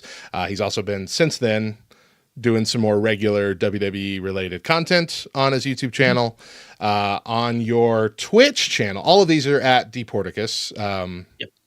At your Twitch channel, you do mainly WWE 2KE, or I'm sorry, 2KE, 2K24. We have like just tournaments. You have like, are you putting on shows? Well, we have I believe you guys, like the WWE community refers to it as eFeds. Oh, okay. But all I know, it's like a community universe mode, which I've been doing since before I was a wrestling fan, by the way, which is a weird lapse. Yeah, because we were doing it with UFC for like 2 seconds just because it was free on like Game Pass or something. Yeah. And I'm like, let's try it with wrestling. And we did it for a while, and I didn't know what I was seeing. We were just kind of messing around with it. And now that I've started watching it, now we have full blown, like we have weekly shows, PLEs, we have promos, we have like a full kayfabe section in the Discord that people use. So people are cutting promos for it. So it's a whole thing on Twitch. It's not the same as on the YouTube, but there's a little bit of different wrestling on like all the platforms. It's not the same thing on Patreon versus YouTube versus Twitch or whatever. So yeah, that's the other one. The Patreon also, Deporticus there. For the watch-alongs, I believe your base here is $3 a month. Is that correct? Yep. Does that sound right? Yep. Not a bad deal. Especially if you're into these watch-along reaction videos. You mentioned the E-Federation thing, and you're reminding me of something that I haven't thought of in years. And that was in 8th and 9th grade. I was a part of one where we just we wrote, it was almost fan fiction. We were writing scripts, full on scripts every week. We would basically flip coins or roll dice to see who was going to win each Oh, that's match, sick. and then we would write the story, and then we would go and just like read them and act them out like it's a table read. Yeah, that was weird. I can tell you right now, if I had gotten into this earlier, I would have been at that table with you. Like, there's so many things I wish I could go back and do different, like, and play certain things. Or I would definitely have like gotten into like just wrestling. I've seen my neighbors would do like wrestling in the backyard. Oh, and back stuff yeah, like that. yeah. And I just didn't get it. I was like, I didn't dislike it, but none of it was registering because I didn't watch any of the stuff they were imitating. Right. But now looking back, I'm like, oh, that would have been so cool to like be into it with them. Yeah, the guy who runs Love Thy Nerd, his name's Bubba. Him and I grew up together actually, and then reconnected years later. But we would we get together at like church youth group or whatever, and we'd be there hours beforehand because our not parents but friends of ours parents worked at the church, and so we were there early with them. And we'd go up to the youth room, and there would be steel chairs, and these are the real ones, not the kind of thin ones that they use on shows. And we'd have bean bags, and we'd have like 2x4s, and we just set them all up and then throw each other off the couch onto these things. We injured ourselves badly many times, but we were recording it, like on a camera and everything. Like we were full on marks back then, to the point where we put our bodies on the line. Cool. So I'm sad that you missed out on that. I'm sad that you missed out being a teenager wrestling fan. But hey, the second best time to become a wrestling fan is immediately. So good job. Josh, thank you again, brother. This was really fun talking to you. And I'll be following along all your stuff, and hopefully we can connect again soon. Hey, absolutely. It was fun. Thanks for having me. Thanks, brother. And with that brings today's episode of Two Words to a close. Remember to catch us on all the socials at 2WordsLTN, and we are launching our own individual YouTube channel. We are kind of cross-posting right now with the Love Thy Nerd YouTube channel, but beginning next season, in August, we will be exclusively posting our videos to our YouTube channel, youtube.com/@2WordsLTN, just like all our socials at 2WordsLTN. Follow us there for more wrestling fun in the future as all of LTN's podcasts break off into their own channel here in the next few months. We're excited. We're excited to have our own standalone spot. So our content, if you're here at Love Thy Nerd for wrestling content, it won't be buried, with 95 other videos throughout the month. If wrestling's all you want to talk about. So it'll be a lot easier for you to curate your own podcast list from the massive Love Thy Nerd podcast network. We're excited about that. John will be back 2 weeks from now. Next episode, it'll be our finale for this season. We're going to most likely be doing another career retrospective, which is what we typically tend to do with our last episode of the season. But I have no idea who it's going to be on. John's keeping that pretty close to his chest. So you'll likely find out just a few days after I find out when this show goes live. Thank you again to D. Porticus. All of his links are in our description. And if you're not down with that, we got 2 words for you. Goodbye.